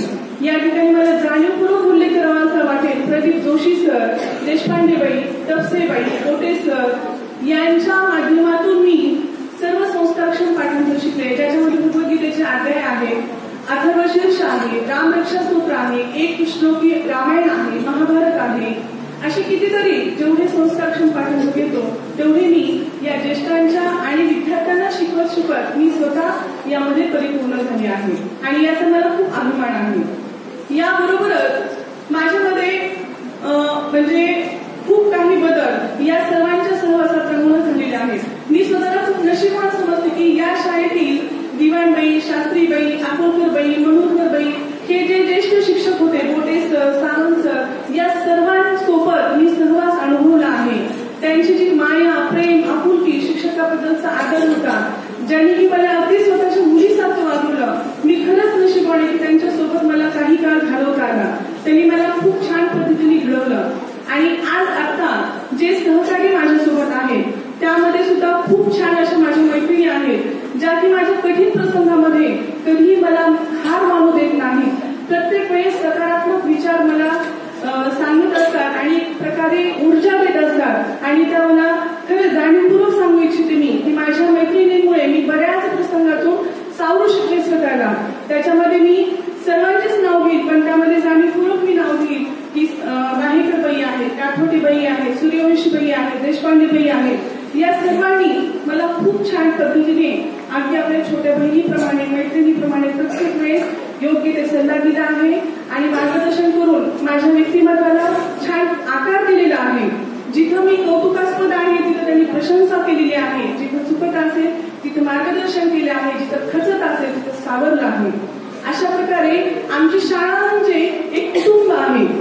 आता सर्वात महत्वाचं सांगायचं म्हणजे प्रत्येक शाळेचा आधारस्तंभ म्हणजे शाळेचे मुख्याध्यापक असतात आणि या शाळेचं नावलौकिक आपण सर्वजण पाहत आहोत. मग हे काही उद्योगच नाहीये, तर या शाळेसाठी ज्या ज्या मुख्याध्यापकांनी कष्ट घेतले त्या सर्वांमुळे आज हे नावलौकिक आहे.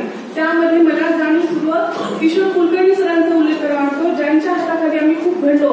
आताच मला खूप छान वाटलं की मला जे बोलायचं होतं ते म्हणजे त्यांनी खूप छान शब्दामध्ये गोष्टीच्या माध्यमातून सांगितलं की किशोर कुलकर्णी सरांनी आमच्या शिक्षकांमध्ये आमच्या मनाला शिस्त लावली की हे तुमचं स्वतःचं काम आहे आणि ते तुम्ही केलं पाहिजे.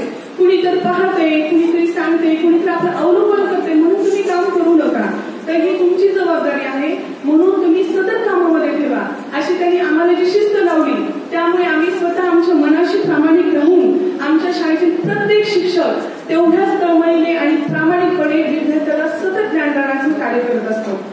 आणि त्याबरोबरच आता कार्यरत असलेले शाळेचे माननीय मुख्याध्यापक श्री हेंगे सर हे स्वतःला मुख्याध्यापक कमी आणि आमच्या सोबतचे सहशिक्षक जास्त मानतात. त्यामुळे आमच्या मनामध्ये त्यांच्याबद्दल भीती, दरारा अशा प्रकारचं वातावरण कधीच नाही. ते आम्हाला अगदी मोठ्या भावाप्रमाणे आहे. आणि तेही जेव्हा कधी उल्लेख करायचा असतो तेव्हा ही माझी म्हणजे हे माझे शिक्षक, ही माझी शिक्षकांची टीम असा आमच्यावरती विश्वास दाखवतात. आणि विद्यार्थी मित्रांनो, कोणतंही काम करायचं म्हणजे दोन गोष्टी खूप महत्वाच्या असतात. ते म्हणजे विश्वास आणि प्रोत्साहन. आणि हेच काम माननीय मुख्याध्यापक सर करतात. शिक्षकांवरती विश्वास दाखवतात आणि त्या विश्वासामुळे इथल्या शिक्षकांना काम करण्याचं बळ मिळतं. आणि त्यामुळे प्रत्येक शिक्षक तेवढ्याच आत्मीयतेने, विश्वासाने काम करतो. आणि जर त्या माध्यमातून चांगलं काम झालं तर त्याला नंतर प्रोत्साहन देण्याचं काम सुद्धा या ठिकाणी असलेले ज्येष्ठ शिक्षक आणि माननीय मुख्याध्यापक सर नेहमी करत असतात. आणि त्यामुळेच मी आज या ठिकाणी आहे. जिथे मी चुकत असेल त्या ठिकाणी सर मला सांगत असतात. अगदी छोट्या बहिणीप्रमाणे त्यांनी मला आतापर्यंत सहकार्य केलेलं आहे. ते कुटुंब प्रमुख, एक मोठे भाऊ याप्रमाणे आमच्यासोबत सतत राहत असतात. आता हे झालं मी शिक्षक कशी झाले, मी या शाळेमध्ये कुणाकुणाच्या माध्यमातून कसे घडले. वेळेच्या अभावी मी सर्व शिक्षकांचे नाव घेऊ शकत नाही, पण या ठिकाणी असलेल्या सर्व शिक्षकांमधून मी प्रत्येक वेळेस काहीतरी घेण्याचा प्रयत्न नक्कीच केलेला आहे हे मात्र सांगू शकते.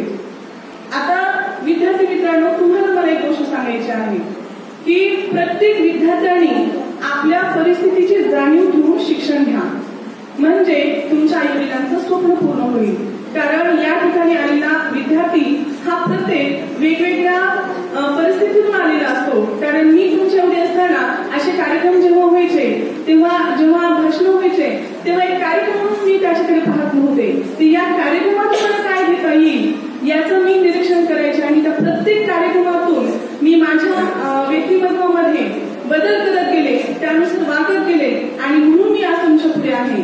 आणि माझ्या मते शिक्षण म्हणजे काय, तर व्यक्तिमत्वामध्ये किंवा व्यक्तीच्या वर्तनामध्ये जे बदल घडवून आणतं तेच खरे शिक्षण असतं. आणि मी माझ्या वर्गातील विद्यार्थ्यांमध्ये हेच शिक्षण देण्याचं काम करते. जर एखादा घटक शिकवला, पाठ शिकवला, तर त्या पाठाच्या माध्यमातून त्या विद्यार्थ्यामध्ये ते मूल्य रुजलं पाहिजे आणि ते त्याच्या वर्तनात दिसलं पाहिजे, यासाठी मी नेहमी प्रयत्न करत असते. म्हणून विद्यार्थी मित्रांनो, मला तुम्हाला एवढं सांगायचं आहे की तुम्ही तुमच्या परिस्थितीची जाणीव ठेवून शिक्षण घ्या, आई वडिलांच्या आज्ञेचं पालन करा, थोरा मोठ्यांचा आदर करा आणि गुरुजनांचा मान ठेवा, तर तुम्हाला आयुष्यात कधीच काही कमी पडणार नाही. या ठिकाणी संयोजकांनी मला बोलण्याची संधी दिली, त्याबद्दल मी संयोजकांचे आभार मानते. आणि माझ्या विद्यार्थी मित्र जे की माझे आराध्य दैवत आहे, त्यांच्यासाठी फक्त मी एक शेवटी एवढंच म्हणू इच्छिते, मी ज्ञान देत राहावे शिष्या तुझ्याच साठी, मी ज्ञान देत राहावे शिष्या तुझ्याच साठी, अखंड मधुर शब्द येवो माझ्या ओठी, अखंड मधुर शब्द येवो माझ्या ओठी. या ठिकाणी मला माझा सत्कार केला, माझ्या अध्यक्षांना या ठिकाणी बोलवलं, आमच्या उभयंतराचा सत्कार या ठिकाणी केला, त्याबद्दल मी पुनश्च एकदा शाळेच्या वतीने आपल्या सर्वांचे आभार मानते आणि आपल्या ऋणात होऊ इच्छिते. धन्यवाद. शिक्षकांना समर्पित असणारे त्यांचे गीत सादर करणार आहे आदरणीय कांबळे मॅडम. आदरणीय कांबळे मॅडम यांना मी मंचावर आमंत्रित करते.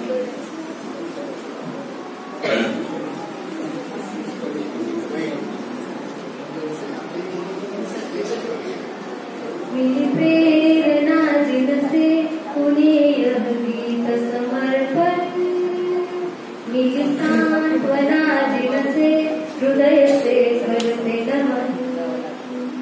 जो ब्रह्मा से भी ऊपर, जो विष्णु से भी ऊपर, जो है साक्षात महेश्वर, वो है हमारे टीचर. मेरी प्रेरणा जिनसे उन्हें यह गीत समर्पण, मेरी सांत्वना जिनसे हृदय से करते नमन. उनकी हर बातों से हमें ज्ञान बढ़ा, उनकी हर डांटों से यह जीवन है गढ़ा. उनके बिना ना इस दिल में जगती आशा, उनके बिना ना बदलती इस जीवन की परिभाषा.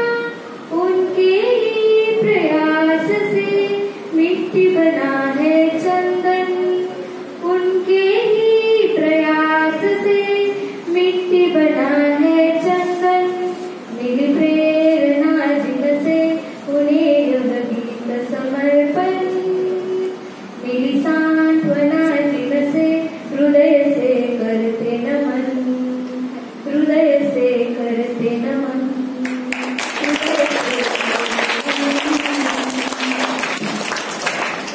धन्यवाद.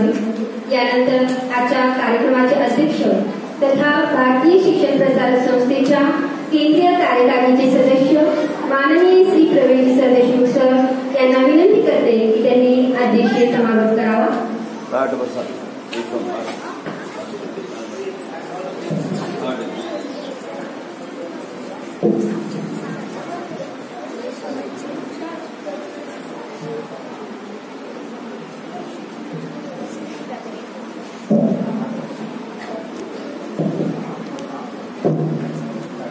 आजच्या या शिक्षक दिनाच्या कार्यक्रमाच्या निमित्तानं समारोपासाठी आता मी उभं राहिलो आहे, तेव्हा तुम्हाला सगळ्यांना एक अजून 10-15 मिनिटं शांत बसावं लागेल. तुम्ही पुढे न करता माझं भाषण पूर्ण शब्द ऐकायचं आणि ते विचारणार नाही तुम्हाला तुम्ही काय सांगितलं, बरोबर आहे ना? त्यामुळे एकदम लक्षपूर्वक ऐकायचं. तर आता आपला हा शिक्षक दिनाच्या कार्यक्रमाच्या निमित्तानं उपस्थित सत्कारमूर्ती सर, काही त्यांचे यजमान कार्य समितीचे अध्यक्ष शिरोडे सर, डॉक्टर शिरोडेजी, मुख्याध्यापक, शिक्षक वृंद, बंधू आणि भगिनी आणि तुम्ही सगळे बाल मित्रमैत्रिणी,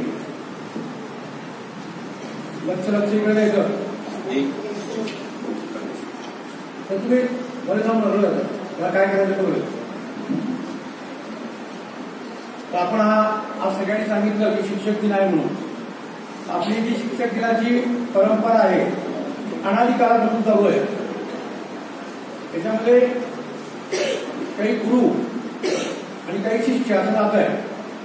तर गुरु शिष्याचं जे नातं आहे ते मी एक एक विचारतो की तुम्हाला सांगता येते का पहा तुम्ही. श्रीकृष्णाचे गुरु कोण होते? भगवान श्रीकृष्णाचे गुरु कोण होते? आता हा बरोबर. भगवान श्रीरामाचे गुरु कोण होते?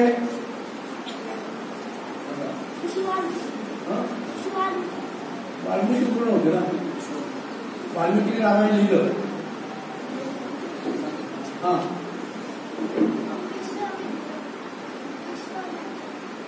विश्वामित्र होते, वशिष्ठही होते. द्रोणाचार्याचा शिष्य कोण होता? हा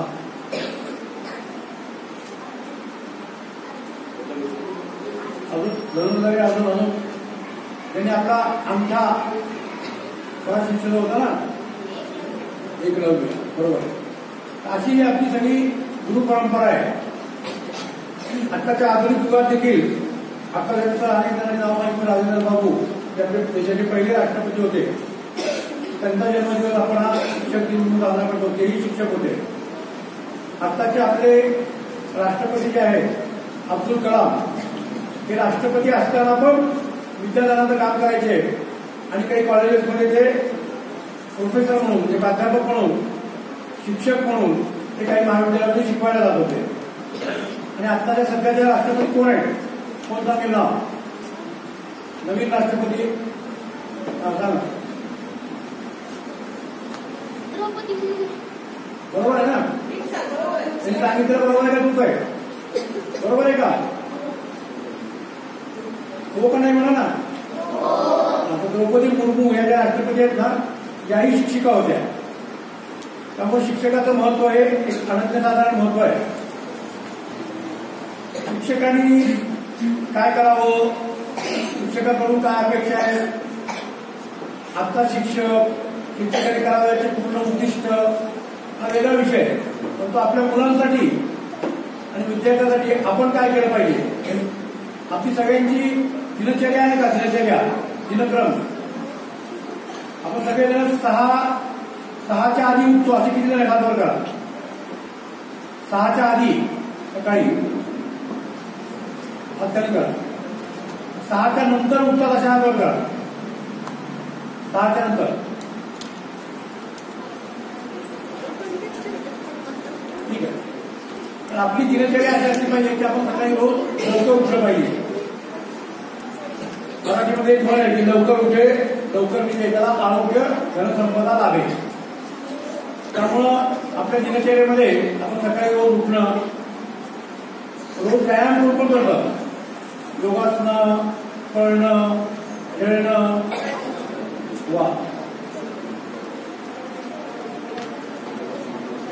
बहुतेक सगळ्यांना करतात. ठीक आहे. दुसरं आपल्या दिनचर्येमध्ये रोज मी कमीत कमी 2 तास अभ्यास करतो. असं किती नाही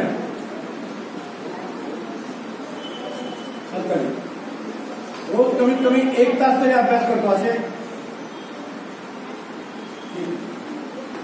आपल्या ह्या सगळी जी दिनचर्या आहे, आपण खूप लहान आहोत, आपली लहान मुलांची देखील आपली दिनचर्या आपण ठेवली पाहिजे की सकाळी आपण 6ला उठायचं, 7 ते 12 शाळा, दुपारी जेवण आपलं बरोबर वेळेवर व्हायला पाहिजे. तर दुपारी 1:30 वाजता आपलं 1-4 दुपारचं जेवण व्हायला पाहिजे. संध्याकाळचं जेवण आपलं संध्याकाळी 7-4 व्हायला पाहिजे.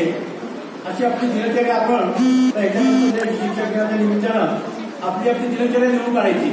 म्हणजे काय करणार आहे दिवसभरामध्ये आणि मग ते केलं की नाही केलं आणि पुन्हा एकदा आपल्या डायरीमध्ये आपण लिहून ठेवायचं. तुम्ही आज खेळ किती केला, अभ्यास किती केला, त्याच्यानंतर अभ्यास केल्यानंतर पाठांतर किती केलं, मी घरातलं काम किती केलं. आता मगाशी सांगितलं की मात्र देवो भव, आपला जो पहिला गुरु आहे तो मात्र देवो भव. सगळ्यांनी म्हणाला मात्र देवो भव, मात्र देवो भव. त्याच्यानंतर गुरु कोण, पित्र देवो भव, पित्र देवो भव. आणि त्यांचा शिक्षक दिन आहे त्याला आपण आचार्य म्हणतो, ते आचार्य देवो भव, आचार्य देवो भव. असं आहे मात्र देवो भव, पित्र देवो भव, आचार्य देवो भव. तर आपण देवाच्या नंतर म्हणजे एका संत पुरुषाने सांगितलं की देवाच्या नंतर कोण आहे आपल्या सर्वात जवळचं, की त्याच्यामध्ये आपण देवाचं बघतो की आपली आई असते, आईच्या नंतर आपले वडील असतात आणि वडिलांच्या नंतर त्याच्यामध्ये देवाचं रूप बघतो ते आपले शिक्षक असतात, गुरुजी असतात, सर असतात. तर त्यांचं रोज आपण दर्शन घेतलं पाहिजे. आपण आई वडिलांना रोज पाया पडतो, असे किती जण आहेत हात करा. ठीक आहे, ते पडत नसतील तर रोज आपल्या आई वडिलांच्या पाया पडलं पाहिजे, शिक्षकांच्याही आपण दर्शन घेतलं पाहिजे. नाही का. अशा पद्धतीने आपली एक दिनचर्या ही आपण शिक्षक दिनाच्या निमित्तानं करूया आणि ती दिनचर्या आपण लिहून काढायची. प्रत्येकाने आपल्या आई वडिलांना दाखवायची, शिक्षकांना दाखवायची आणि त्या दिनचर्येमधून आपलं एक मोठं व्यक्तिमत्व आपलं घडत असतं की आपण कधी काय करणार, सकाळी काय करणार, दुपारी काय करणार. सूर्य आहे की नाही, सूर्य जसा वेळेवर उगवतो, सूर्य आता कधी बघितलं का की सकाळी 6 ते 12 वाजेपर्यंत उगवलाच नाही आणि दुपारी 12ला उगवला. असं कधी कधी पावसाळ्यामध्ये होतं किंवा दुपारामध्ये होतं, परंतु 90% जे आहे ते सूर्य बरोबर 5:30-6ला उगवतो आणि मावळतो बरोबर संध्याकाळी. चंद्र रोज सकाळी संध्याकाळी उगवतो आणि सकाळी मावळतो. आपण आपलं जीवन देखील सूर्यचंद्राप्रमाणे केलं पाहिजे. मग सूर्यचंद्राप्रमाणे करायचं म्हणजे काय, तर आपण आपला दिनक्रम ठरवून घेतला पाहिजे. सूर्य जसा असतो दुपारी 12 वाजता बरोबर मध्यावर येतो, संध्याकाळी पश्चिमेला जातो, होतं की नाही. सूर्य उगवतो कुठं, पूर्वेला उगवतो. म्हणून आपण देखील विद्यार्थ्यांनी आपलं आयुष्य जे आहे ते आपलं आयुष्याचा आदर्श कोण, तर सूर्य आणि चंद्र. तर सूर्यचंद्रासारखं आपल्याला जगता आलं पाहिजे, सूर्यचंद्रासारखं आपल्याला करता आलं पाहिजे. म्हणून आपण सगळ्यांनी लिहून काढलं पाहिजे आता की रोज आपण काय करायचं आणि काय नाही केलं. हे सगळं सांगत असताना सांगण्याचा उद्देश आहे की आपल्यामध्ये अनेक गुण विद्यार्थीमधून, जसं हे दिनचर्याचे सांगितलं त्याप्रमाणे आपलं बोलणं देखील सुंदर पाहिजे, आपली बोलण्यामध्ये विनम्रता पाहिजे, आपली खिलाडू वृत्ती पाहिजे, आपण 24 तास कुठल्याही कारणावर रडलं न पाहिजे, वाचन केलं पाहिजे चांगल्या चांगल्या गोष्टीचं आणि लिहून काढलं पाहिजे. मराठीमध्ये अजून एक सुभाषित आहे, माझी काहीतरी लिहावे. तर आपल्याला जे जे येतं ते आपण कमीत कमी रोज 1 तास जर लिहिलं तर आपलं कुठलाही रोग होत नाही. एक मिनिट अजून बोलायला लक्ष दे, पुन्हा विचारणार आहे बघा, मी तो उभा करणार आहे, पुढे केलं त्याला उभा करणार नाही. शिक्षकाचा लक्ष द्यायचं इकडं. तर पेन ब्रेकर म्हणून एक वैज्ञानिक होता, त्यांनी असा एक प्रयोग केला की वर्गाची 400 मुलं घेतली आणि 400 मुलांना रोज 1 महिना तरी 2 पानं लिहायला सांगायची. रोज अर्धा तास ती लहान लहान मुलं लिहायची. लक्षात असं आलं की 2 महिन्यानंतर 2 महिन्याच्या पूर्वी सगळ्यांची प्रकृती डॉक्टरांकडून तपासली डॉक्टर, आणि 2 महिन्यानंतर प्रकृती म्हणजे लिहिणं रोज 1 तास जर लिहिलं तरी होईल, आणि लिहिल्यानंतर पुन्हा 2 महिन्यांनी प्रतिक्रिया तपासली तर त्यांची रोगप्रतिकार शक्ती जी आहे ती मुलांची रोगप्रतिकार शक्ती लिहिण्यामुळे ही वाढलेली आहे. त्यामुळं आपण देखील रोज आपल्याला कुठलाही आजार, सर्दी, पडसं, आपले छोटे छोटे आजार कुठलेही जर व्हायचे असतील तर किमान आपण रोज अर्धा तास 1 तास आपण काही ना काही लिहिलं पाहिजे. मराठी असेल मराठी, इतिहास असेल इतिहास, भूगोल असेल भूगोल, आता कुठलं ना कुठलं लिखाणाचं काम आपण रोज 1 तास केलं पाहिजे. आपण वाचन केलं पाहिजे. वेगवेगळ्या लोकांचं चरित्र, आता इथं योगी अरविंद सांगितलं. योगी अरविंद कोण होते? आपल्याला सगळ्याला प्रश्न पडला पाहिजे. 15 ऑगस्टला देश स्वातंत्र्य झाला तसं योगी अरविंदांचा 15 ऑगस्ट 1872 आणि त्यांचा जन्मदिवस हा एकच आहे. तसं राजेंद्र बाबूंचा पहिल्या राष्ट्रपतींचा 5 सप्टेंबर जन्मदिवस आहे, तो आपण शिक्षक दिन करतो. तर देशाला स्वातंत्र्य मिळाला तो जन्मदिवस हा योगी अरविंदांचा आहे. त्याच्याविषयी छोटी छोटी पुस्तकं, छोट्या छोट्या गोष्टी आपल्याला सांगता आल्या पाहिजे. मोठ्या मोठ्या लोकांची चरित्र, बाबासाहेब आंबेडकर असतील, महात्मा फुले असतील, डॉक्टर हेडगेवार असतील, डॉक्टर गुरुजी असतील, असे मोठे मोठे जे विद्वान आहेत त्या विद्वानाचं चरित्रही आपण वाचता आलं पाहिजे आणि आपल्याला गोष्टी पाहणं सगळ्यांना सांगता आलं पाहिजे. आपल्यापैकी किती जणांना किमान एक तरी गोष्ट सांगता येते? अशी किती जण आहेत गोष्ट सांगता येते? एका 2 मिनिटं, 3 मिनिटं, 4 मिनिटं गोष्ट सांगणारे हात ठीक बघा. 1 2 3 4 5 7 8 9 10 25 जण आहेत. साधारणतः 25 जणांचा गोष्ट सांगता आला पाहिजे. तर पुढच्या शिक्षक दिनापर्यंत सगळ्यांनी हात वर करता आला पाहिजे की सगळ्यांना गोष्ट सांगता आला पाहिजे. त्यामुळे कुठल्या कुठल्या विषयीची गोष्ट शिक्षक दिनाच्या निमित्तानं स्पर्धा घेऊन की आपण प्रत्येकाला बोलता आलं पाहिजे, प्रत्येकाला लिहिता आलं पाहिजे. लिहिता तर येतं, फक्त अर्धा तास राहायचं. प्रत्येकाला बोलता आलं पाहिजे, अशा प्रकारची बोलायची सवय केली पाहिजे. आणि प्रत्येकाने दिसायला पण छान दिसलं पाहिजे. छान दिसलं पाहिजे म्हणजे आपण जसं आहोत असेल पण तो आपण रोज स्वच्छ तोंड धुतलं पाहिजे, हातपाय धुतलं पाहिजे. जेवायला बसताना आपण हातपाय धुवून जेवण केलं पाहिजे. आपण अन्न ग्रहण करतोय तेव्हा आपल्याला कुठलाही रोग होऊ नये म्हणून हात धुवून आपण जेवायला बसलं पाहिजे. अशा वेगवेगळ्या सवयी आपली मनाची एकाग्रता पाहिजे. काही ना काही पाठांतर पाहिजे. आता आपण पाठांतराचा काही स्पर्धा घेतोय भगवद्गीतेच्या वगैरे, ते आपण पाठांतर केलं पाहिजे, स्वावलंबन केलं पाहिजे. आणि आपल्या सगळ्यांच्या आनंदामध्ये विनम्रता असली पाहिजे. विनम्रता म्हणजे आपण कसे उभं राहतो, कसं बोलतो, शिक्षकांशी कसं बोलतो, आईवडिलांशी कसं बोलतो. आपण चिडचिड करत न बोललं पाहिजे. जेवताना आपल्याला एखादा पदार्थ आवडता नसेल तर आईवर चिडलं न पाहिजे.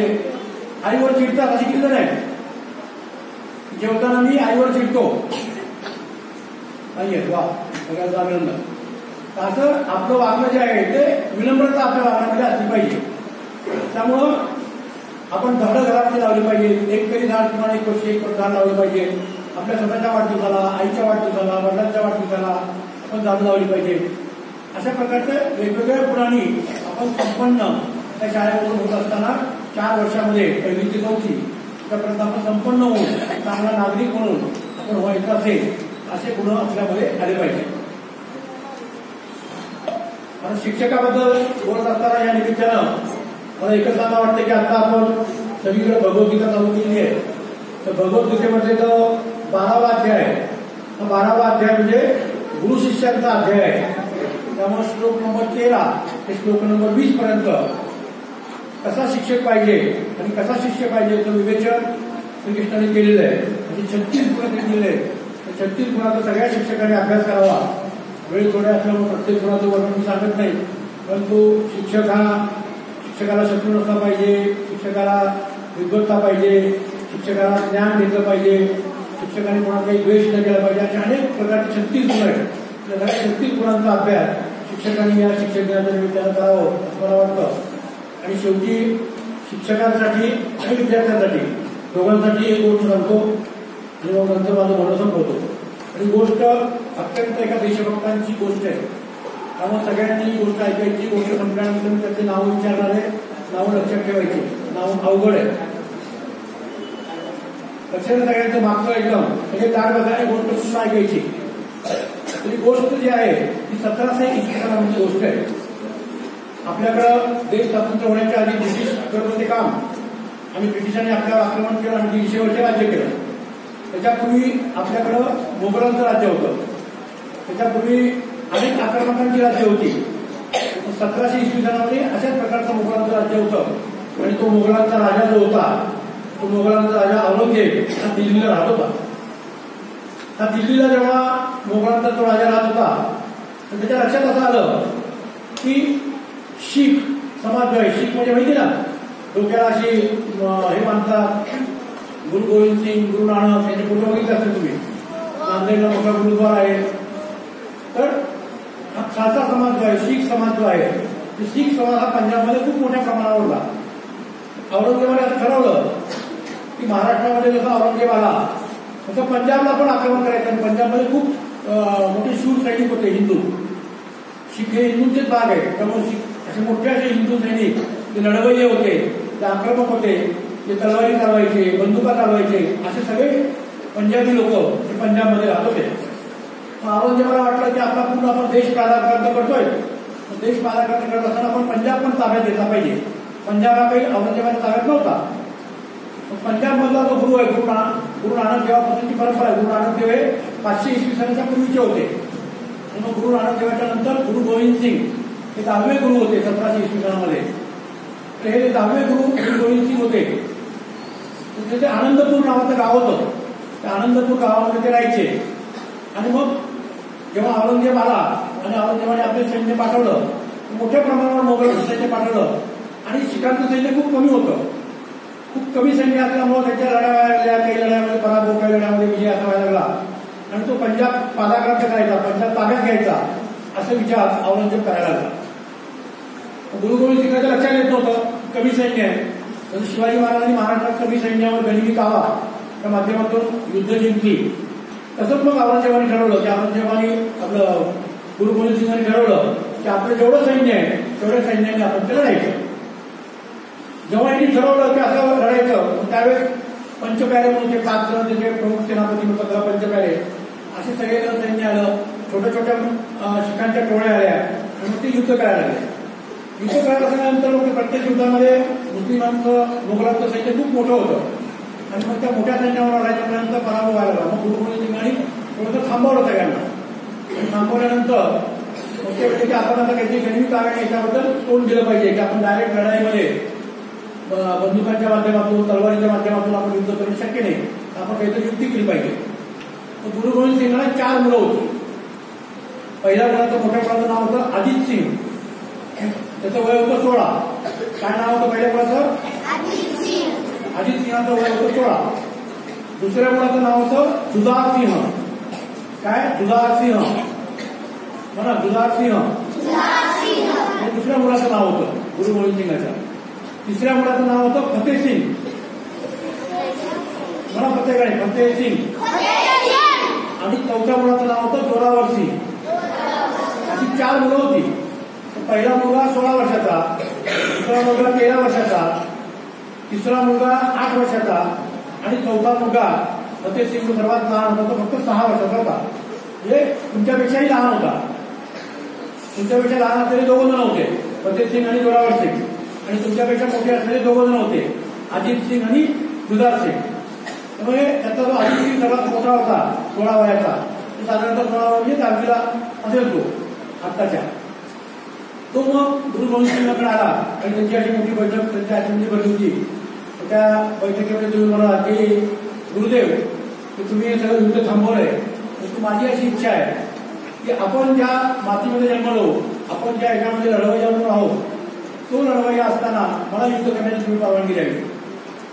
गुरु गोविंद सिंगांनी मान खाली घातली आणि ते म्हणले की अरे एवढ्या मोठ्या मोगल सैन्याची तू युद्ध कसं करणार? मग अजित सिंग तयार झाल्यानंतर अजित सिंग म्हणला की मी युद्ध करणार. मग छोटा जो जुझार सिंग होता तोही आला. तो म्हणाला की हे जर युद्ध करणार असतील आणि आम्ही दोघं एकत्र वाढलो, एकत्र खेळलो, एकत्र गोट्या खेळल्या, एकत्र काय अनेक खेळ खेळलो, एकत्र युद्धनीती शिकली, तलवारी शिकल्या, आणि मग जर अजित सिंग युद्ध करणार असेल तुम्ही का नाही करायचं? तुम्ही पण युद्धाला जाणार आहे, मलाही परवानगी द्या. खूप जड अंतकरणाने गुरु गोविंद सिंगांनी अजित सिंहाला आणि जुदार सिंहला युद्धाची परवानगी दिली. अजित सिंह त्यावेळेस असं म्हणाला की आपण जसं मराठीत म्हणतो किंवा जिंकू अथवा मरू परंतु शरण नाही येणार.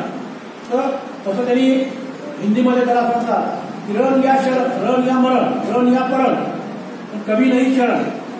रण या परण, कभी नाही शरण. तर मी युद्धामध्ये जाईल, युद्धामध्ये मी रणांगणामध्ये लढाई करेन, जिंकून येईन किंवा मी मृत्यूला पावेन, परंतु रण या परण कभी नाही शरण. तर आम्ही मुघलांना कधी शरण जाणार नाही अशा प्रकारची प्रतिज्ञा घेऊन हे दोघं जण युद्धाला निघाले. इकडे हे दोन छोटे छोटे जे होते तुमच्यापेक्षा छोटे असलेले कोण होते? नावं सांगा बरं. छोटे तुमच्यापेक्षा. हा, फतेह सिंग आणि दुसरा जोरावर सिंग. फतेह सिंग आणि जोरावर सिंग हे दोघं जण लहान होते. हे दोघं जण, त्यांची आई जी आहे ती गुजरी देवी नावाची त्यांची आजी होती. त्यांची आजी आणि दोन मुलं असं गुरु गोविंद सिंग आणि त्यांची व्यवस्था एका मुघल जरा मारतील आणि मुघल मारून टाकतील लहान मुलांना, म्हणून मग त्यांची व्यवस्था एका खेडेगावामध्ये केली.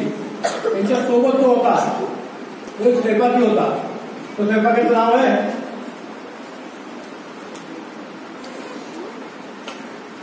गंगाराम नावाचा स्वयंपाकी होता.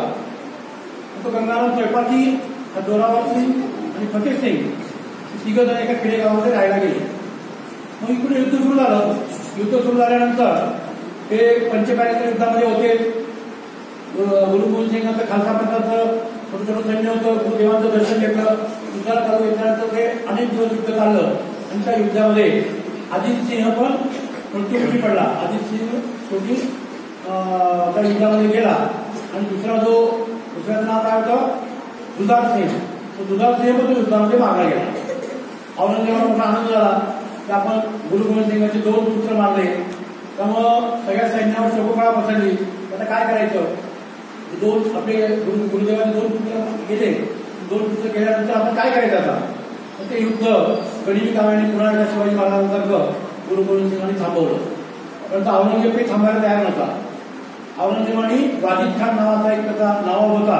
त्या वाजिद खान नवाबाला असा एक आदेश सोडला की कुठल्याही परिस्थितीमध्ये गुरु गोविंद सिंगांचं एकही त्यांच्या फॅमिलीमधला, त्यांच्या कुटुंबातला एकही माणूस जिवंत न राहायला पाहिजे, नाही तर काही मुस्लिम धर्म स्वीकारला पाहिजे. म्हणजे छोटे 2 मुलं आणि गुजरी देवी असे 3 जण होते. गुजरी देवी तर म्हातारी होती, पण तिथं त्या वाजिद खानने उठून काढलं. त्याच्यामध्ये जे मदत केली, तसं अनेक ठिकाणी आपल्यामध्ये जे आहे की फितुरी करणं, तसं या गंगारामने फितुरी केली. आणि गंगाराम जाऊन मोगलांना मिळाला आणि लक्ष द्यायचं. गंगाराम जाऊन तो मोगलांना मिळाला आणि मोगलांना मिळाल्यानंतर त्यांनी मोगलांना जाऊन सांगितलं, त्याला बक्षीस त्यांनी जाहीर केलं होतं. ते बक्षीस घेण्यासाठी म्हणून गंगारामने सांगितलं की या खेडेगावामध्ये या घरामध्ये ते 2 लहान मुलं आणि त्यांची गुजरी देवी आहे. तिथून त्या वाजिद खानचं सैन्य आलं मोगलांचं. तर गुजरी देवीला घेतला, जेलमध्ये टाकलं म्हातारी असल्यामुळं. आणि या 2 मुलांना पकडून पुन्हा औरंगजेबाचं पण आणलं वाजिद खानाने आणि त्यांना सांगितलं तुम्ही काय करणार सांगा. तुम्ही मुस्लिम धर्म स्वीकारणार की तुम्ही मृत्युमुखी पडणार, तुम्हाला मारून टाकायचं. तर त्यांनी सांगितलं की आम्ही मुस्लिम धर्म स्वीकारणार नाही. 6 वर्षाची मुलं, 6 वर्षाच्या वयामध्ये त्यांनी सांगितलं की आम्ही कुठलाही धर्म बदलणार नाही, आम्ही आमची वडिलांची परंपरा राखू, आम्ही खालसा पंथाचेच आहोत, आम्ही खालसा पंथ सोडणार नाही, असं वयाच्या 6व्या वर्षी त्या दोघांनी सांगितलं. मग ह्या दोघांनी सांगितल्यानंतर त्यांनी असा निर्णय केला की लहान मुलांना युद्धात कसं मारता येतं, गोळी घालून मारणं किंवा खलास करणे ते बरोबर नाही. म्हणून त्यांनी अशी युक्ती काढली की तिथे एक असं मोठं बांधकाम चालू होतं. तर त्या बांधकामामध्ये चिरडून मारायचं. त्याचा मृत्यू आहे लहान मुलांचा, ते चिरडून मारायचा. त्यावेळेस तो फतेह सिंग आणि जोरावर सिंग दोघांनाही सगळं सैन्य जमा होतं. तर सगळ्यांच्या सैन्याच्या समोर भिंत बांधकाम चालू होतं. त्या दोघांना बोलवलं. तर त्याच्यामध्ये फतेह सिंग हा लहान होता, जोरावर सिंग हा लहान होता आणि फतेह सिंग हा मोठा होता. त्या दोघांमध्ये जेव्हा ठरलं किंवा जरा तुम्ही मुस्लिम धर्म स्वीकारणार नाही आणि त्यांनी मान्य केलं की आम्हाला तुम्ही असं जरी मानलं तरी चालेल, परंतु आम्ही मुस्लिम धर्म स्वीकारणार नाही. मग त्या फतेह सिंग आणि जोरावर सिंग दोघंही लहान होते. मग दोघांमध्ये स्पर्धा झाली. तो फतेह सिंग लहान असताना म्हणाला की मी लहान आहे, मी आधी धर्मासाठी म्हणणार, मी आधी देशासाठी म्हणणार, तेव्हा मला आधी तुम्ही मृत्यूमध्ये करा. तो जोरावर सिंग म्हणत होता फतेह सिंगला की नाही मी मोठा आहे, माझा अधिकार जास्त आहे, त्यामुळे मी जाणार. म्हणजे त्यांची धर्म वाचवण्यासाठी आणि मुस्लिम धर्म स्वीकारण्यासाठी आणि देशाची उन्नती करण्यासाठी, देशाचं स्वातंत्र्य मिळवण्यासाठी, मोगलांपासून देश वाचवण्यासाठी म्हणून या दोघा भावामध्ये स्पर्धा चालू झाली, जोरावर सिंग आणि फतेह सिंगमध्ये, की कोण आधी मारायचं. अशा याच्याप्रमाणे त्या मुस्लिम सैन्याने जोरावर सिंग आणि फतेह सिंगला क्रमाक्रमानं त्या भिंतीमध्ये चिरडून मारून टाकलं. मारून टाकल्यानंतर पूर्ण शीख सैन्यामध्ये खालसा पंथाचा थोडा शोक सगळा हळूहळू समजलं. तरी देखील गुरु गोविंदांनी सांगितलं की अजून आपण महिन्याप्रमाणे थांबूया, मोगल सैन्य सगळं निघून जाईल. आणि ते गेल्यानंतर सगळं मोगल सैन्य गेल्यावर पुन्हा एकदा गुरु गोविंद सिंगांनी सगळ्यांचं एकत्रीकरण केलं. 3-4 हजार सैन्य त्यांचं वेगवेगळ्या गावामध्ये, वेगवेगळ्या याच्यामध्ये, वेशीमध्ये, इकडं तिकडं घरोघरी पसरलेलं होतं. ते सगळं सैन्य पुन्हा एकदा आनंदपूरमध्ये आलं. आणि गुरु गोविंद सिंग गुरुदेव त्याला म्हणायचे ते त्या सभेला बसले. आणि सभेला बसल्यानंतर अनेक जण शोक व्यक्त करायला लागले. जेव्हा गुरुदेवांची 4च्या 4 मुलं गेले, अजित सिंगही गेला, गुलाब सिंग गेला, फतेह सिंग गेला आणि जोरावर सिंगही गेला. तर या देशाच्या स्वातंत्र्यासाठी, या देशावरचा आक्रमकांना घालवून टाकण्यासाठी ज्या गुरु गोविंद सिंगांची 4च्या 4 मुलं ज्या युद्धामध्ये मारले गेले, तर त्याचा शोक व्यक्त करत होते. आणि त्यावेळेस सगळेजण शोक व्यक्त करत असताना गुरु गोविंद सिंग मात्र काय म्हणाले असतील, कल्पना करा. गुरु गोविंद सिंग म्हणाले, 4 गए तो क्या हो गया, 4000 बाकी है. 4000 सैन्य होतं, माझी 4 मुलं गेले ते काय बिघडलं. 4 गए तो क्या हो गया, 4000 बाकी आहे असं गुरु गोविंद सिंग म्हणाले. आणि त्यानंतर पुन्हा एकदा खालसा पंथांनी उठाव केला आणि खालसा पंथांच्या मुघलांना हाकलून दिलं. आणि पुन्हा एकदा खालसा पंथांनी स्थापना पंजाबमध्ये बघतो. आणि अजूनपर्यंत पंजाब हा खालसा पंथांच्या ताब्यामध्ये आहे. त्यामुळे अशा प्रकारची शिखांची जी परंपरा आहे, शिखांची परंपरा आणि त्या भावांचा औतात्म्य, त्या औतात्म्य आपल्या सगळ्यांनी आपण लक्षात ठेवलं पाहिजे. म्हणून आपण आपली देशभक्ती, आपल्या देशाप्रती असलेलं आपला भाव हा आपला पूर्ण दिनचर्येमध्ये आपण केला पाहिजे. की त्यामध्ये देशभक्तीमध्ये नुसतं असं नाहीये तर आता आपण काय करू शकतो. स्वातंत्र्य दिन आहे तर आपण रोज जनगण म्हणतो, राष्ट्रगीत म्हणतो, राष्ट्र गायन आपण करायला शिकलं पाहिजे. राष्ट्रगीत चालू असताना आपण उभं राहायला पाहिजे. देशाचे पंतप्रधान कोण आहेत आपल्याला माहिती पाहिजे. देशाचे राष्ट्रपती कोण आहेत माहिती पाहिजे. देशाचा नकाशा आपल्याला माहिती पाहिजे. देशामध्ये किती राज्य आहेत ते आपल्याला माहिती पाहिजे. देशामध्ये किती राज्याचे कोण मुख्यमंत्री आहेत, कोण काय करतात, कोणत्या राज्यामध्ये कोणती संस्कृती आहे ती आपल्याला माहिती पाहिजे. असा संपूर्णपणे देशाचा विचार आपल्या मनामध्ये लहानपणापासून रुजला पाहिजे. म्हणून या शिक्षक दिनाच्या निमित्तानं आपण सगळेजण देशाचा विचार करायला शिकू. आणि ही गोष्ट आपण सगळ्यांनी वेळ कमी असं विचारत नाही, तर आपण सगळ्यांनी गोष्ट लिहून काढावी आणि आपल्या वर्ग शिक्षकाला ती गोष्ट दाखवावी. आणि नंतर वर्ग शिक्षकाला विचारेल तर आपल्याला किती जणांनी ही गोष्ट लिहून काढली. तर एवढं बोलून आजच्या कार्यक्रमाच्या निमित्तानं मी माझं बोलणं थांबवतो. शिक्षक दिनाच्या निमित्तानं सर्व शिक्षकांना, मुख्याध्यापकांना आणि विद्यार्थ्यांना सगळ्यांना शुभेच्छा देऊन माझं बोलणं शेवटचा भाग म्हणजे आभार. कार्यक्रमाचे आभार मानतील आमच्या विद्यालयाचे मुख्याध्यापक आदरणीय श्री हेंडे.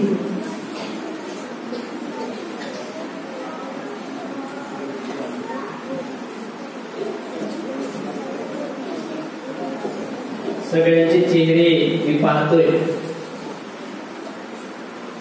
सगळ्यांना भूक लागली सगळी. पण अंगातला आळस जर काढून जर टाकला तरच डब्यातला असलेला आहार हा पोटामध्ये छान पद्धतीने जाणार आहे. तेव्हा सगळ्यांनी छान बसायचंय. मी काही गोष्ट सांगणार, शिक्षक दिनाची माहिती नाही सांगणार, फक्त तोडून दिलेली आहे. सगळ्यांनी आपल्या हातांची जी बोट आहे ते एकमेकांमध्ये घालायचे, दिशा बदलायची, हात वर घ्यायचे, ताण द्यायचा, ताण जोरात, तोंडाने नाही बोटांनी, हात वर बाजूला, डावीकडे उजवीकडे. वा छान, आळस गेला, हात खाली. सगळ्यांनी दोन्ही हात गुडघ्यावर ठेवायचे, डोळे बंद करा चालेल, कारण डोळे जर उघडे असतील तर तुम्हाला वाटतं की किती बोलणार आहे गुरुजी, किती बोलणार.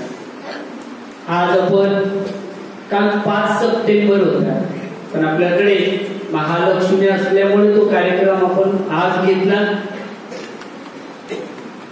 या कार्यक्रमासाठी भारतीय शिक्षण प्रसारक संस्थेचे केंद्रीय कार्यकारिणीचे सदस्य माननीय श्री प्रवीणजी सर देशमुख सर यांना दादा म्हणतो आम्हाला. मी दादाला विनंती केली, दादा असा कार्यक्रम आहे आणि या कार्यक्रमासाठी आपल्याला अध्यक्ष म्हणून यायचंय. दादाने एकही वेळ न दवडता मला होकार दिला. दादा आले, खूप छान पद्धतीने मुलांवर छोट्या छोट्या बाबीतून जे संस्कार आपल्याला करायचे आहेत त्या संस्काराच्या गोष्टी सर्व मुलांना सांगितल्या. शिक्षकाची कर्तव्य या बाबतीत असलेलं दादांनी मार्गदर्शन केलं, त्याबद्दल शाळेच्या वतीने दादांचे आभार मानतो. आजच्या कार्यक्रमासाठी विशेष उपस्थित असलेले तुम्हाला सगळ्यांना माहिती आहे. तुम्ही पाहता ना, समोर बसलेले डॉक्टर आहे, मंचावर उपस्थित डॉक्टर आहे, ते डॉक्टर आपल्या शालेय समितीचे अध्यक्ष आहेत. त्यांनाही अगदी आज सकाळी मी त्यांच्याशी बोललोय. ठीक आहे सर, मी येतो. सध्याचा असलेला काळ, दवाखान्यात असलेली गर्दी बाजूला ठेवून आज माझ्या शाळेतील असलेले शिक्षकांचा सत्कार माझ्या हस्ते आहे म्हटल्यानंतर डॉक्टर साहेब सुद्धा त्या कार्यक्रमासाठी उपस्थित राहिले. त्याबद्दल शाळेच्या वतीने त्यांचे आभार मानतो. सेलुकर सर, माझाही स्वार्थ, मी सेलुकर सरांना निमंत्रित केलंय, वर्षातही मुंडेंना निमंत्रित केलंय आणि शाळेतील असलेल्या आमच्या स्टाफ पैकी असलेले आतंगिरी. खर तर यात माझा स्वार्थ आहे, कारण की सेलुकर सरांसोबतही मी काम केलंय. मध्ये थोडासा खंड पडला सेलुकर सर, त्यामुळे आताही सरांना बोलवावं. सरांचं असलेलं मार्गदर्शन, सर खरं तर तुमचा व्हिडिओ झालेला आहे. तुम्ही सांगितलेली असलेली, दादांनी सांगितलेली माहिती सगळी व्हिडिओ मध्ये कॅच झाली आहे.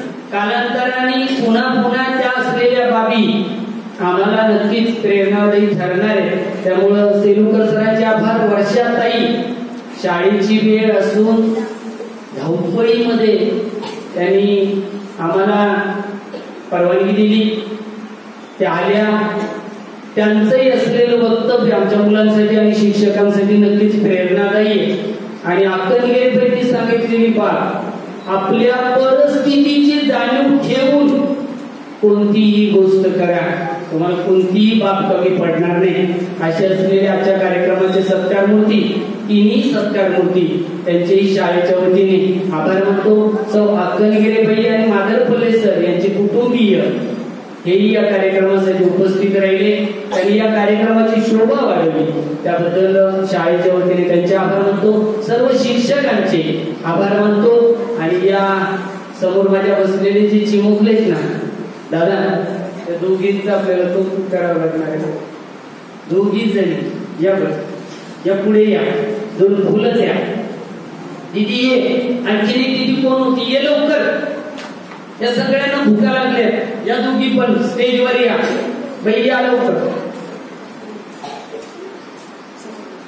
मी दादांना विनंती करतो, सेलुकर सरांना आणि डॉक्टर साहेबांना विनंती करतो की या दोघींनी खूप काम केलं, धडपड केली, धावपळ केली.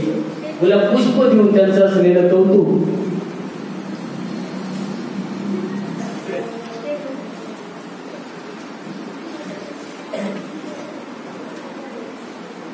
सगळ्यांची टाळ्यावरून तिचं कौतुक करायचं.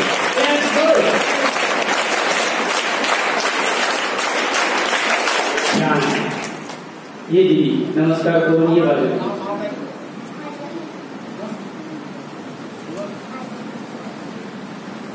बाळांनो, तुमचे काही वर्गमित्र बरे, पण मी तुम्हाला काय घेतलंय सांगू का? प्रत्येक कार्यक्रमातून असलेल्या काही गोष्टी तुम्हाला शिकता येतात. आज तर नुसत्या गोष्टीचा भडीमार दादांनी गोष्ट सांगितली, सेलुकर सरांनी, मुंडेताईंनी, अक्कलगिरीबाईंनी गोष्ट सांगितली. दादांना सुचवलं, आमची मुलं परिपाठामध्ये गणेश स्थापनेपासून भगवद्गीतेच्या 15व्या अध्यायाचं असलेलं पठण हे करताय.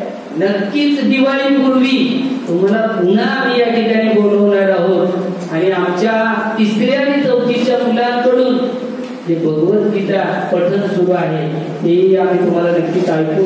म्हणून तुम्हाला सगळ्यांना सांगतो की काही मुलं आळसावलेली होती, त्यांचं लक्ष नव्हतं, पण दादा मात्र उत्तम शिक्षक, आमचे प्रवीण दादा जे उत्तम शिक्षक. कारण की मला कुठली तरी त्या डीएडची पाठवली जातात की या मुलांना आमच्याकडे आकृष्ट आम्ही कसं करून घ्यावं, आम्हाला जे बोलायचंय ते त्यांच्यापर्यंत कसं पोहोचेल, या पद्धतीचं असलेली ही सर्व मुलं.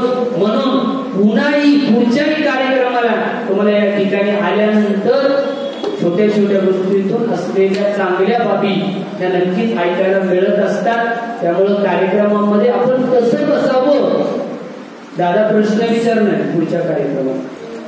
म्हणून सगळ्यांनी ग्रहण करायचं, ऐकून घ्यायचं आणि त्याची अंमलबजावणी ही नक्कीच करा. एवढंच मी या प्रसंगी तुमच्या सगळ्यांचंही कौतुक करतो आणि माझ्या आभाराचं काम थांबवतो. जय हिंद, जय महाराष्ट्र.